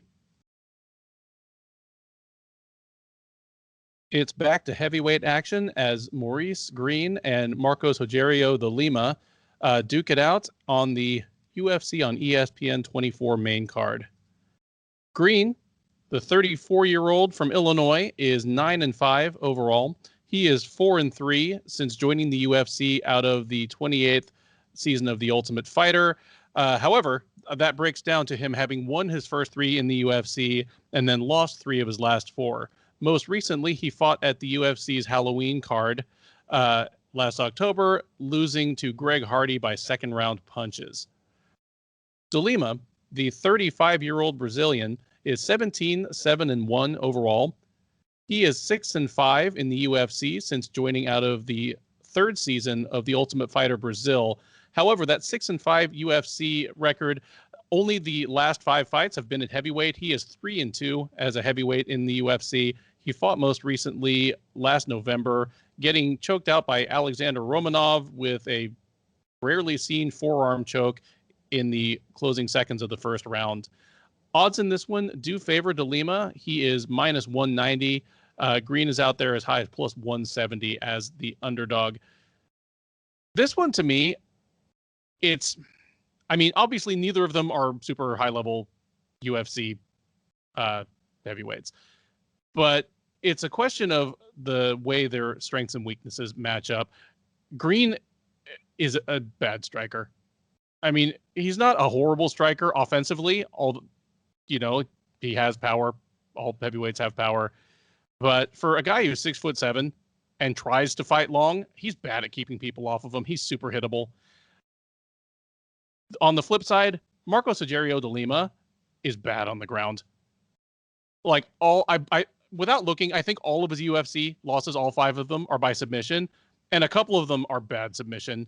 Like he got Von Prude, he got the Alexander Romanov playground bully choke where Romanov basically just put his forearm on the guy's chin and neck and he tapped out. If for some reason this ends up on the ground, Greene can absolutely like triangle this man or arm triangle him, but Greene's not good at getting the fight to the ground. He's a guy that like actually has submits people off his back. You know, his ridiculous sub of John Vellante, where he just basically hugged him to death from the bottom. Like Maurice Greene, if and when he gets hurt, isn't going to shoot like a great like reactive double and take down Lima. So it's the pretty good kickboxer with like miserable ground game against the miserable defensive striker with a sneaky good submission game off his back. This one's pretty straightforward for me. Neither of them is great, but Marcos Rogerio de Lima lives to fight another day. I think he's going to knock Greene out in the first round. Probably just give him a couple of leg kicks he doesn't like, throw a kick to the body. Greene's defense drops, and he's just going to knock him out with a punch. Yeah, so I want to address the odds. I mean, de Lima's negative 190. He should be negative 190 against anybody in the UFC. Like, this should be a pick'em fight. This is not a glaring endorsement of Maurice Greene. It was just the complete opposite of Rogerio de Lima. So when we do tape study every week, I think we take pride in how much we do tape study. But sometimes, you know, life gets in the way and you just kind of run out of time. And I was starting to run out of time. And I had to make a sacrifice. And I said, you know what, if I'm sacrificing, I'm sacrificing this one. I didn't do that much tape study. So don't back whatever, you know, I'm saying. So, you know, what I know of Maurice Greene, he's a long, lengthy guy. I think your breakdown of him not knowing how to keep distance is really good. He has good leg kicks because he's so long. I would say his kicks are fast. He's pretty fast for a heavyweight himself. He does throw naked kicks. So I wouldn't be shocked if he throws a naked kick and de Lima just cracks him with a counter. I also didn't like the Greg Hardy fight. I mean, how could you? He was just physically overwhelmed with him, and he just like basically Hardy just bull rushed him, and he kind of folded. He didn't seem to want any of that smoke with Greg Hardy, and then complain about how the fight ended. He's also a bad wrestler.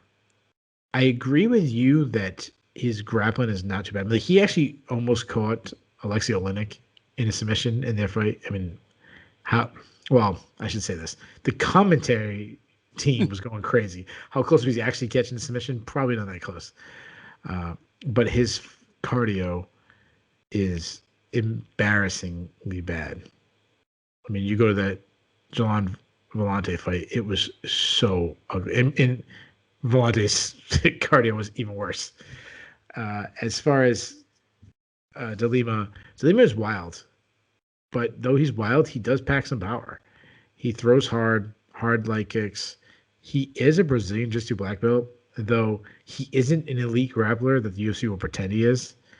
I mean, he was big bully, big brother choked by Alexander Omarov, where he just put his forearm on his neck and laid on him and went unconscious. I mean, all you got to do is pull up his Sherdog Fight Finder, and you'll see that he's got 12 TKOs and 3 subs. He's more known. He should be more known for his hands than his ground game. Even though the UFC says, "Oh, Brazilian, who's a black belt? He must be a wizard on the ground." Just not the case. So, who wins? I don't know. I'm gonna go with de Lima too. He's probably the more well-rounded fighter. And you know what? Just because I keep saying how much I like the rest of the card, we need something to balance out. So I say de Lima wins. But let's say it's a god-awful decision. Like Vellante versus Maurice Greene Part 2, but Vellante is now Brazilian. So stuck between two of the most intriguing fights in the card, you're just going to stick that right in the middle, aren't you? There you go. This is a miserable decision. Outstanding. And it's the one when we get to the recap show, which is live on the Sherdog YouTube page directly after the event, so make sure you check that out. This is the one we spend like 30 seconds on, and we just go right to the next fight. There you go. Keith Schillen voicing terrible things into existence on the Sherdog Radio Network. Back down to the welterweight division we go, and it is Neal Magny versus Geoff Neal. Magny, The 33-year-old is 24-8 overall. He is 17-7 in the UFC as perhaps the most surprising success story to come out of season 16 of The Ultimate Fighter. He fought most recently in January, headlining UFC on ESPN 20 and dropping a unanimous decision to Michael Chiesa. That snapped a 3-fight winning streak over Jingliang Li, Anthony Rocco Martin, and Robbie Lawler. He'll be taking on Neal. The 30-year-old Texan is 13-3 overall. He is 5-1 in the UFC since joining out of the very first season of Dana White's Contender Series. And in his most recent fight, he dropped his first loss in the UFC, being pretty thoroughly outclassed by Stephen Thompson in the headline fight of UFC Fight Night 183 last December.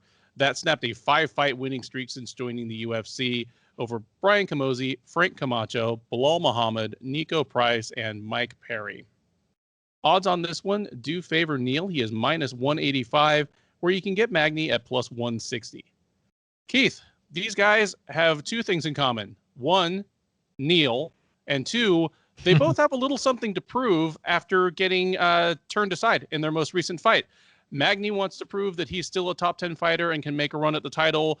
Neal wants to prove that that was an aberration and the real Geoff Neal is what we saw in his first 5 fights, which was the truth, like badly beating some good fighters. Which is the case? Who wins and how does the fight look? Well, I appreciate you saving all our listeners from me, you knowing I'm nearly 40 years old, so I was going to make a terrible dad joke and say I'm taking Neal to win. So, yeah, this is a really intriguing matchup. We were just talking off the air that I think this should be the main event. I think you have two guys who were both in main events their last fight. I just feel like if this goes 3 rounds, we're going to feel dissatisfied. Like we needed 2 more rounds. Maybe not. Maybe one of the guys finishes it. They just seem like guys who should be in main event fights. Now, Neal Magny, he's been around forever. We kind of know what we got with him. High output guy, pressure striker. He's a builder, gets stronger and stronger as each fight goes on, which is why 5 rounds would probably favor him because we've seen him get stronger and stronger.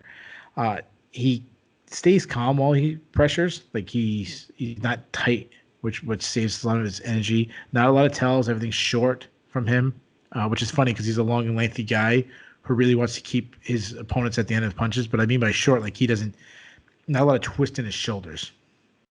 A lot of times when I say tells, a big tell in fighting is, and I know we're not showing a video, but it's when you twist your shoulder back, like if you twist your shoulder back to the right and then throw your right. Because you're trying to go loading up. You're loading up your shots as tell. He doesn't really do that. But with that says, he doesn't have big one-punch power because he doesn't load up. But he works behind a jab. I love that he will follow his jab into the pocket, and then he starts loading up other arsenal, like other weapons, elbows, step-in knees. He had some really good success against Anthony Rocco Martin that he got to his range, and then calf kicks were coming in when he got to that, the pocket range. If he gets to the clinch, he's a good clinch striker. Good in close quarters where he can go offensive with the striking, elbows, knees, shoulder shots. He's an above average offensive wrestler. Use those long. His wrestling kind of reminds me so much to his last opponent, Michael Chiesa, using those long arms, kind of not really shoot on your legs. Entry guy, kind of want to back you up to the cage and help. Using the cage to help when he locks his hands around your legs. I really thought, and we talked about this in the last fight, and it's actually why I picked Neal Magny to beat Michael Chiesa, and it was a terrible. I know you picked Michael Chiesa, and I picked Neal Magny. You had a great call. The Achilles heel of Neal Magny has always been his defensive wrestling. I thought he shored that up a little bit. I knew it was a weakness, but I didn't think it was such a glaring weakness anymore. And Michael Chiesa showed that is still the case. We saw it against Rafael dos Santos, another one that he took him right down and he struggled. Michael Chiesa turned him into a takedown dummy where rinse and repeat. And until Neal Magny fixes that, this is the highest level he'll be, like low top 15 guy. Move on to Geoff Neal, southpaw, as you mentioned, I feel like he was a little rushed against Stephen Thompson. No, I picked Neal to win another. So both these guys last fight, I picked wrong. But now you see, like hindsight's 2020. It was such a great striker like Stephen Thompson. Maybe he could have had one or two more fights before that. But I still like him. I still like him a lot. Like, I'm not jumping off the train with this guy. He's light on his feet. He's incredibly fast. Good accuracy. Like, I don't think he everyone talks about his power, but I don't think he gets enough credit for how good he is at landing, finding the chin, catching the shots. You can hit as much as you want, but if you don't hit the moving target, it's pointless. He throws straight punches right down the pipe. He's got huge power. I like that he fights with a high guard defense, so it's kind of hard to hit him. He is a bit of a headhunter. We talked about that with Stephen Thompson, which is why I should have moved towards Stephen Thompson, because if you're going to be a headhunter, don't go at one of the best, the guy who wants you to headhunt. He wants to use your counters. He wants to just barely slip off the line and land shots. But he has a crushing high kick that I love that he adds into his combination. A throw combo, crushing high kick behind it. Good takedown defense, decent takedowns himself. We saw that in the fight against Nico Price. And he gets on top. We saw, again, the Nico Price hard ground and pound. The Stephen Thompson fight was supposed to be Geoff Neal's breakthrough moment. And it didn't happen. I think this might be. He doesn't have the same amount of damage that Neal Magny has taken over the years. And I just think he's more dangerous on the feet. He's got the more raw tools, quicker. Other than the length advantage of Neal Magny, I see Geoff Neal just being better everywhere else. I think he catches Magny, and I think this is his moment. I think he puts him out. So give me Geoff Neal by third round TKO. I'm feeling a lot of the same dynamic you are here. My one question mark hanging over Geoff Neal is really how much that severe illness had to do with his performance against Thompson. Because it's entirely possible that Geoff Neal was 100%. He was the best Geoff Neal ever. And just if all you've got is striking and no threat of the takedown, Stephen Thompson is still one of the biggest asks in the entire sport.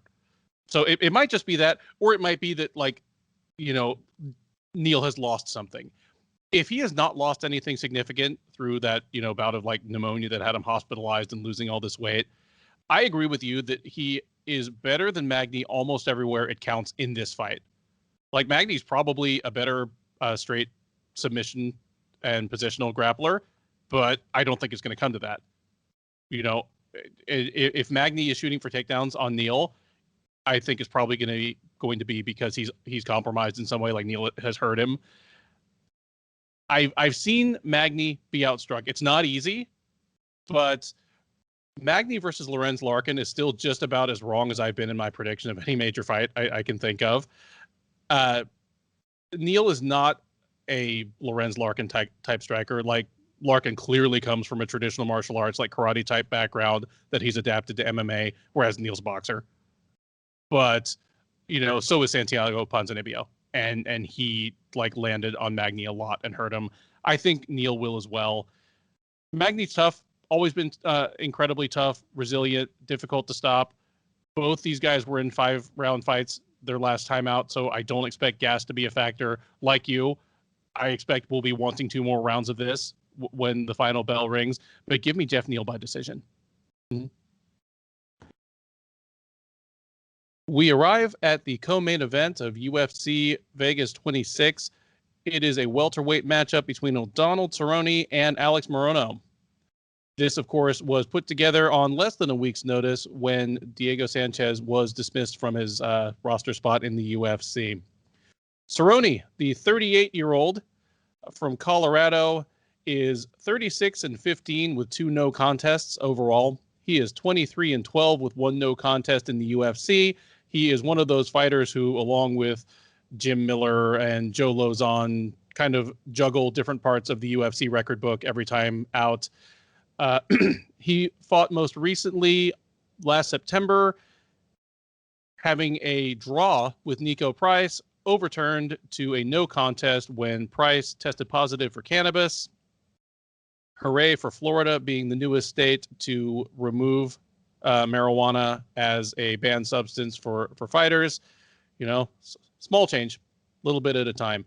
However, more importantly for Cerrone, that draw with Price was the brightest spot in what had been a 4-fight losing streak before that. He had lost to Anthony Pettis, Conor McGregor, Justin Gaethje, and Tony Ferguson.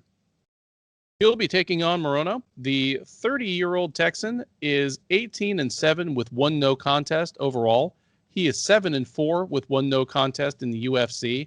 He fought most recently last December at the Thompson versus Neal card, where he lost a unanimous decision to Anthony Pettis. Odds slightly favor the living legend, as Cerrone is -130, where you can get Morono at +110 as the tiniest of underdogs. Keith, we've talked about this both off air and then probably on air, talking about other fights. But this fight, as far as a spectator thing, was probably improved by the replacement. It would be a cool thing for the record books to have Cerrone and Sanchez fight, 2 super OGs, obviously 2 of the most prolific fighters in the history of the promotion. Certainly Jay Petrie, who writes the stats and trivia pieces for Sherdog, would have had a field day with that one. But as a fight, I think this is more interesting. Frankly, I mean, I didn't go deep into tape study for it. I don't think you need to when you have guys with a combined like 55 UFC fights between them. You kind of know what you're getting. But I did not think that the current version of Diego Sanchez was going to have much for Donald Cerrone. Even a Donald Cerrone who was on a 0-4-1 stretch. Just Cerrone's been fighting much better fighters, and he still has stuff to offer offensively, where Diego Sanchez has mostly just survived his last few fights. So I'm happy for this fight, not just because, Morono obviously is somebody of my acquaintance who's stepping up and getting this opportunity. In terms of the kind of matchup this is, where, Cerrone is one of the biggest names in the promotion, and Morono is one of those we've talked before about how hard it is for guys that are kind of in the middle of the pool of the welterweight division, either to get like a top 15 matchup or a matchup with a name fighter. And he's getting this opportunity twice in a row. Against Pettis, he put up a pretty good fight. He had Pettis in trouble on the ground in the first round. He learned firsthand how slippery Anthony Pettis is, just how legendarily tough it is to even keep the guy's back once you've taken his back. And then, Pettis came back and won the second and third rounds. It's rare for a guy like Morono, who's in that just number 25 to number 50 wasteland of the UFC welterweight division, to get a second chance against a name like this. But there are some things here that I think do subtly favor Morono. Cerrone is not a huge welterweight, and at this point in his career, he's no longer a plus athlete, which is good because, Morono flat out, he's a minus athlete by UFC standards. If you got all 75 welterweights in the UFC, had him do a decathlon, Alex Morono comes in close to last. And I say that as a guy that I think he would probably call a friend, but flat out, that's not what his game runs on. The one disadvantage that usually plays into the short notice opponent stepping up, I don't think will be a problem. One reason is that Morono is not a big welterweight. He never has a huge weight cut. And 2 of his primary sparring partners are fighting on this card in Ferreira and Neal. He has been building towards something for this week, this weekend anyway. So he is in fantastic shape, should be a fairly routine weight cut for him. So they're fighting on as even ground as they can. Cerrone, still, as a striker, he has all the weapons. He's always been a very good Muay Thai striker with good low kicks, good punches with both hands. Morono is hittable on the feet. Like most of the ceiling he's come up against, against the better welterweights in the division, is when he gets in firefights and he gets worse back than he gives.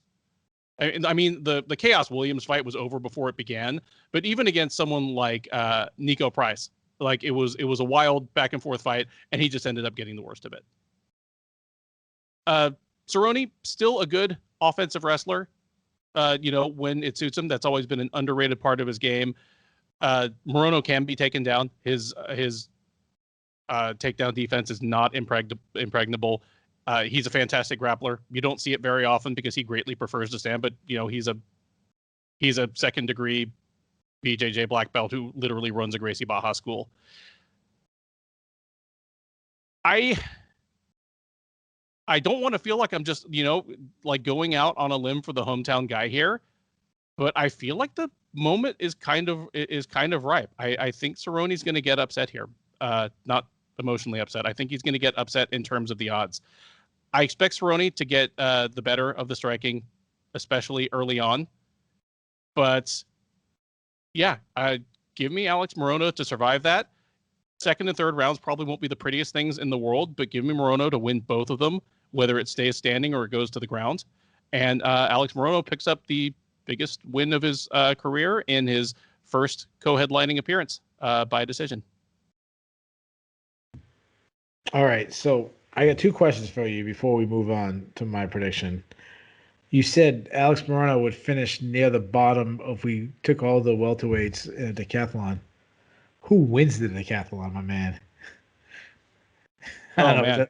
Is it like a known track star in the welterweight? I don't know if there's a known track star, but give me somebody that was like a Jeff Neal type that was probably like a star football player in high school. I was gonna say, like, who's the All-American football player or something? Or, yeah. It'd be some person would never even guess. That's what would happen. You find out, Neal Magny was a track star and he did the hurdles, and other question. So Moreno is from Houston. Yeah, Houston area. 1 week later, you're holding a card in Houston. It's a big event, second time the fans are back. Why not just move this fight to that card? I think mostly because they wanted to keep Cerrone on this card. I think that's really the only reason. But why? You got no fans in attendance. What's the advantage? Give the fans Houston, Donald Cerrone, and the local guy. Yeah, maybe he's like, hey, there's already a bus leaving from Fortis. I can get on it for free. Like, I seriously have no idea. Yeah. Because I talked to him, and I don't think he's even coming to 262 next week. Yeah. Yeah. Anyways, so shout out to who is Alex Moreno's manager? Is he Iridium guy? Who is he? What is he? Yeah, Alex is with Iridium at this point. Okay, so shout out to Jason Hawes. And dude, I don't know what's going on, but good for you, man. You get him against Anthony Pettis. So I was like, where the hell did that match come from? And then you got him in with Donald Cerrone. So yeah, man. Alex Moreno, you need to give I don't know if you're going to win this matchup, but your manager is giving you your chance. He's giving you multiple chances to, Moreno's never going to win the title. I know that you're friendly with him. You occasionally go to his house and watch UFCs and stuff, but he will flat out tell you that. I mean, yeah, he's a mid card. He's a gatekeeper, but he's been a chance to go against two legendary guys. He's given the chance to get that moment to have one of these resumes, have one of these guys on his resume. So Cerrone, let's talk about Cerrone for a second. It's so tough now breaking down Cerrone because it's like, is he washed up, or is he just faced? I mean, look who he's faced. He's faced his last 5 fights has been Tony Ferguson, Justin Gaethje, Anthony Pettis. Say what you want about Anthony Pettis at this point. Conor McGregor and Nico Price. Yeah, it's so, 3. I still think most people would say Ferguson's still pretty prime. 3 guys who are prime with McGregor, Gaethje, Ferguson, Nico Price, who's just a wild man, and Anthony Pettis, who's a tough stylist in matchup for Donald Cerrone, who, even though he looks like he's washed. But it's hard to really figure out, like, is he washed or is he just facing facing top guys? Now, when you move him down to Alex Moreno, that gets solved this weekend. Like, we'll know for sure if Donald Cerrone is washed or not. If Alex Moreno does what you say, then maybe it's time for Donald Cerrone to start thinking about retiring. Let's be honest. Donald Cerrone is never going to retire. He's going to be fighting tough man competitions and fighting bare knuckle boxing and fighting Kimbo's grandson in the Miami backyards. Like, that's going to be Donald Cerrone. So as far as the skill set, He's got a nice jab. It's always kind of been his thing. I'd say of stinging power, he doesn't have crushing power. He does well to really throw combos, and he does very well when he's not fighting off his back foot. He mixes punches and kicks together well. He wants to fight in that kicking range when he's striking. He'll throw a lot of kicks. Some of the negatives about him is he's a big target. He stands up very straight. He's been hurt to the body more times than I can count. He's a slow starter. He doesn't like being pressured. Some of the, like, look what Tony Ferguson did by pressuring him. He lacks one punch fight ending power other than, like, a landing kick. He's susceptible to leg kicks with Justin Gaethje. Tore him up before everyone thinks about the knockout, but Justin Gaethje was already tearing up his legs. He's also just taken years and years of just damage. The amount of damage he's taken, going all the way back to the WEC days when he was fighting, Benson Henderson in wars. On the ground, you sound like you're favoring Marina on the ground. I don't know if that's the case because I think Donald Cerrone is a very underrated ground fighter. I think he's been his whole career. I think he's a very underrated offensive wrestler. He's actually won a lot of big matchups with his wrestling. He's got some slick submission game, especially off his back. I think about, say what you want about Mike Perry. Mike Perry's not a bad grappler, and Donald Cerrone made him look like a chump on the ground. Embarrassed him, Yeah, he's pretty good at scrambles. He's not hard to take down, but he's not easy to take down either. You have to be a pretty good wrestler to get Donald Cerrone down. But if you're a good wrestler, you're going to get him down. The other thing about him is I feel like his cardio is starting to fade. And that just, to me, is just a product of getting old and having the damage. I drive a 2011 Sonata. Doesn't have the same get up as it did when I got it in 2013. Move over to Marino. Marino's a brawler.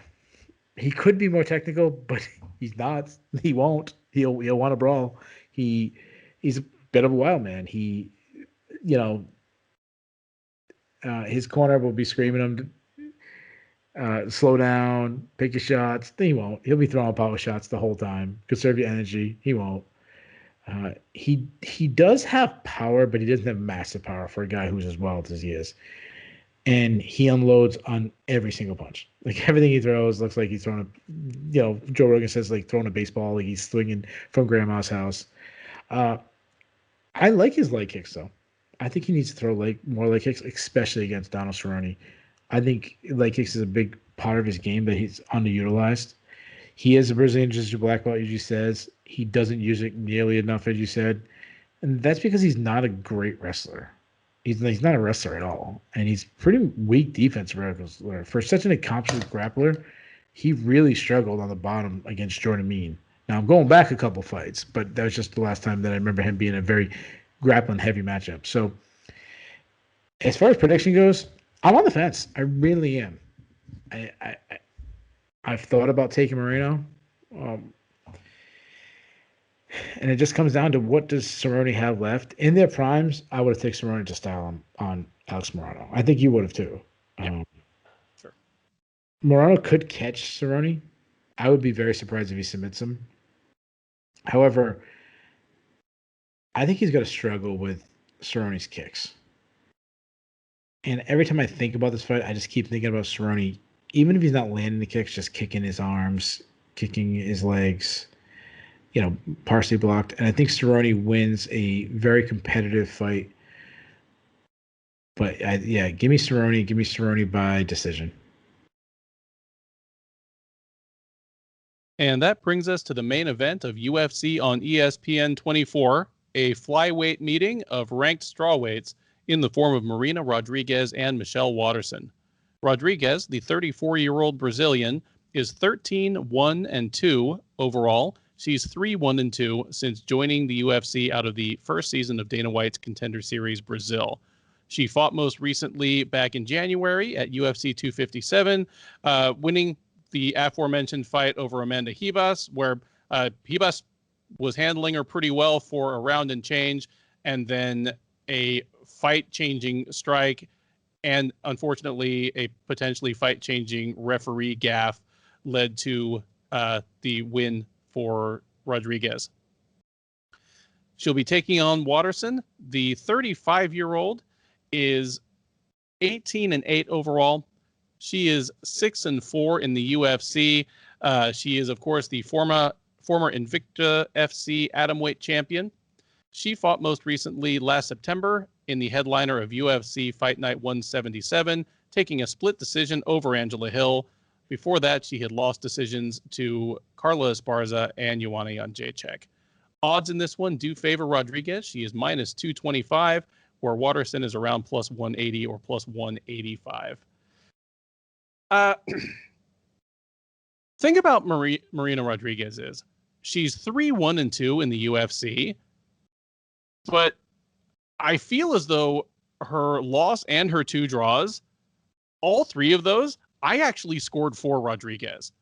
So on that level, I mean, she could potentially be undefeated in the UFC right now, 16-0 overall. And how would we be talking about her? She probably would already have had a title shot. But then again, that last fight, the win over Ribas, she was getting beat bad. And then she rocked Ribas really badly. And for all I know, like, she might have been about to get that finish no matter what happened. But just the weirdness that ensued leaves a little bit of a bad taste in my mouth. So she's gotten the better and the worse of kind of the hand of fate here in her UFC fights. It's been a weird run for her, but she appears to have all the potential in the world for someone who really came out of nowhere on that first season of Dana White's Contender Series Brazil. I mean, going into that, she was a 8-0, 9-0 fighter in Brazil. We got a lot of those. Most of them don't pan out too much once they get to the UFC level. My issue with this fight, and I would feel better about it if they were actually contesting this fight at strawweight, but even at flyweight, those draws and that loss for Rodriguez. She lost to Carla Esparza. She had a draw with Cynthia Calvillo and a draw with Randa Marcos. Regardless of how you scored those fights, she had the same problem in all 3 fights, and that's that she could not stay off the ground.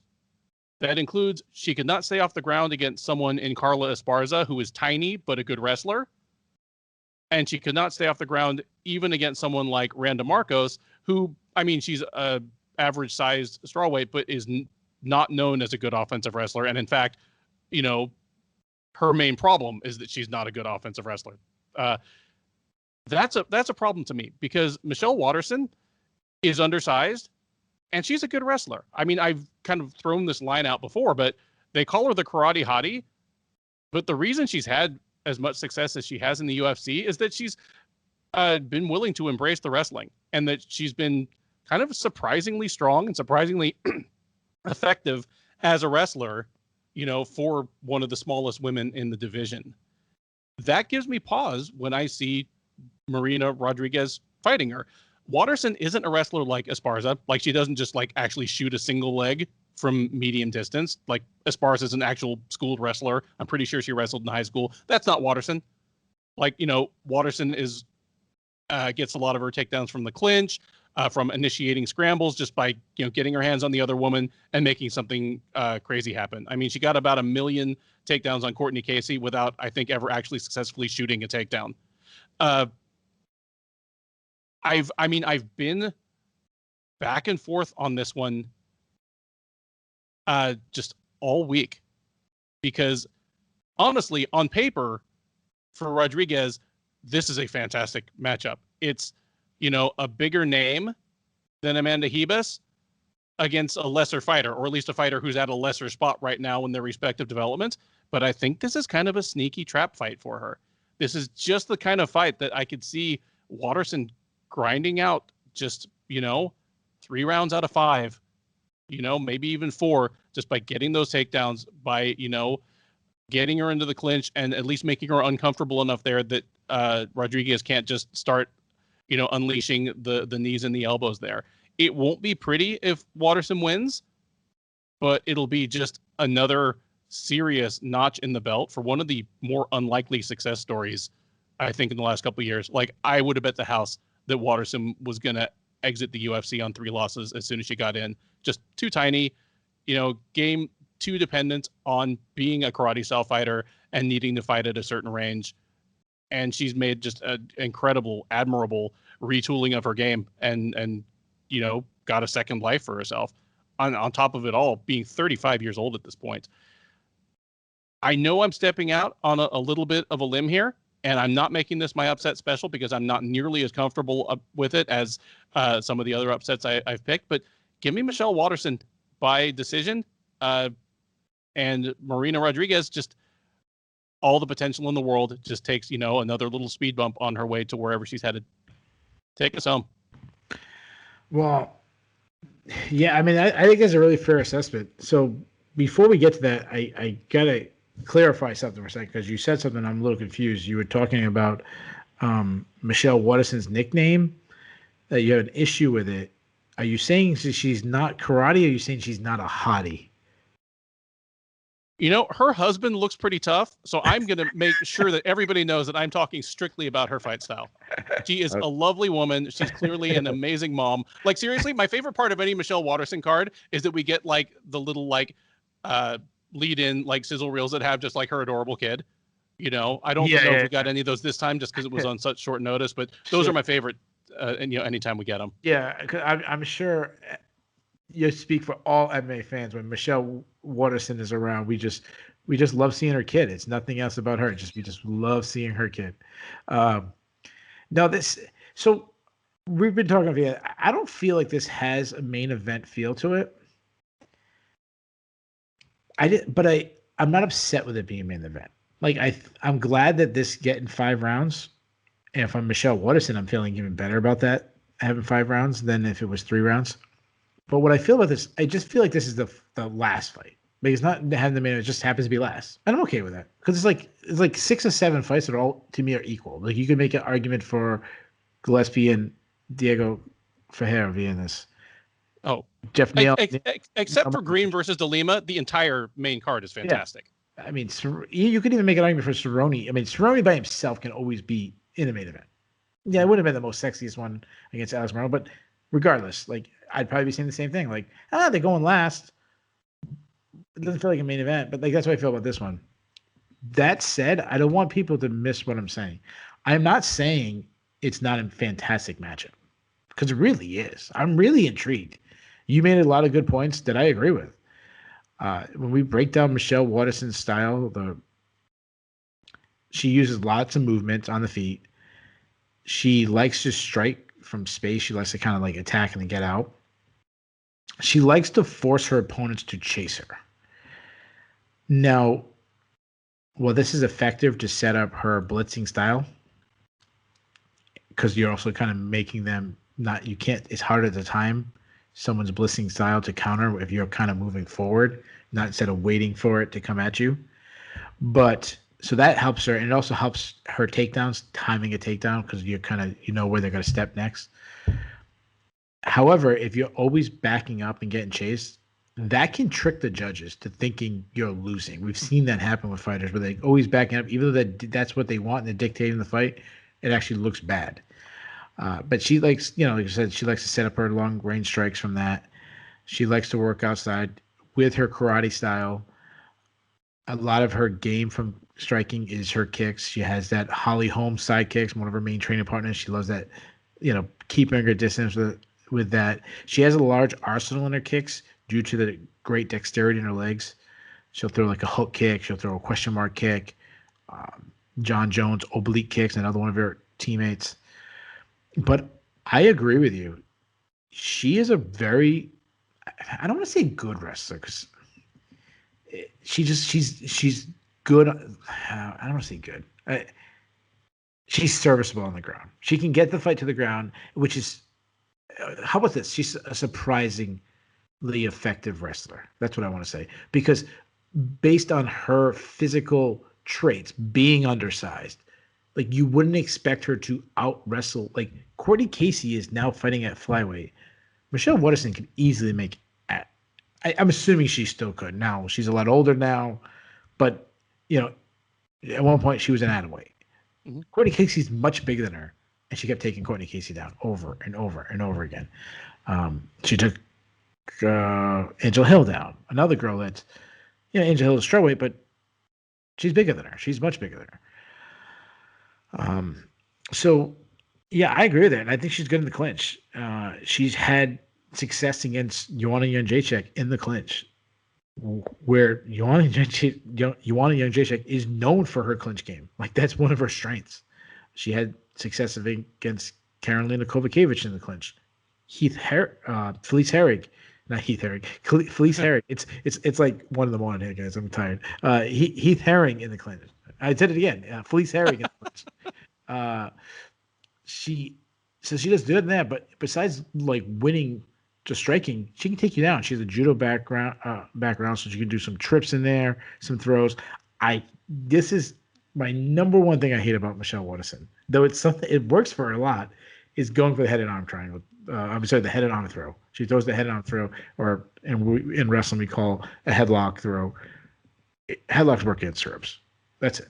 And you give it your back. I just hate it. I wish you'd get rid of that game. But she hits it against the girls, so she gets you down. Some good top control, good back takes. She even had the back against Joanna Jędrzejczyk, and that was a fight that she was getting her ass handed to her. She was getting like break speed off, which is another thing I love about Michelle Waterson. That even though Joanna Jędrzejczyk was such a better fighter than her, so much more skilled than her, her mental toughness in that to still make it somewhat competitive, to still be going hard so deep, to not mentally break herself, is something I admire in Michelle Waterson, even despite having the physical limits that she has. Move over to Marina Rodriguez. She's big for the weight class. Like, she's a big girl. I mean, you saw her against Amanda Ribas, like how much bigger than she is Amanda Ribas.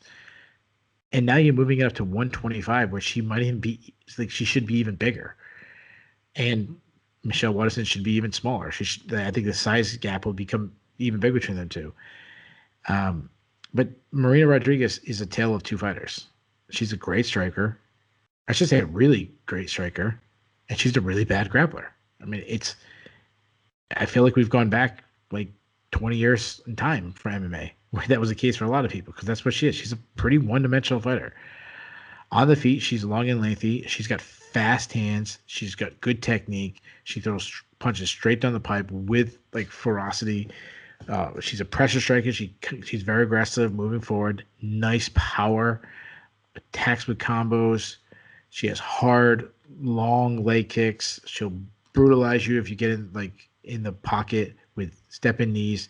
Her clinch game is not bad. So I want to separate, because a lot of times I put clinching with grappling together, where I'm talking about on the ground.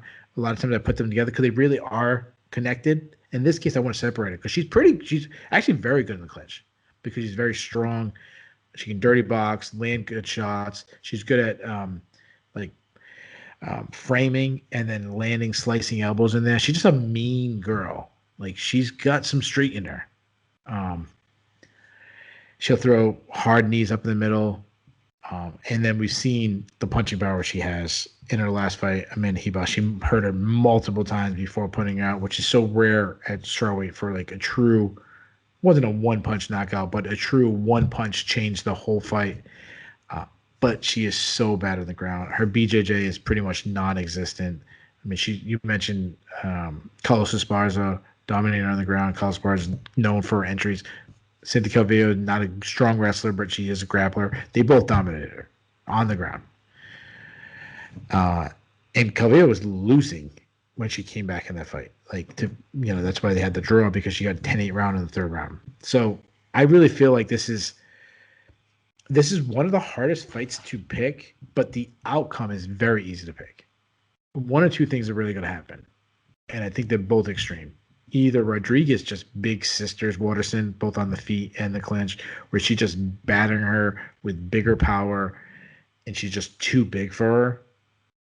Or Michelle Waterson you're going to see the same thing we saw before, where it doesn't matter the size. She still gets in on your hips. She still gets in the clinch, gets trips, and she dominates on the canvas. If this was at 115, I would feel much, much better about picking Michelle Waterson. And I probably would be with you. Like, I would 100% agree with you saying.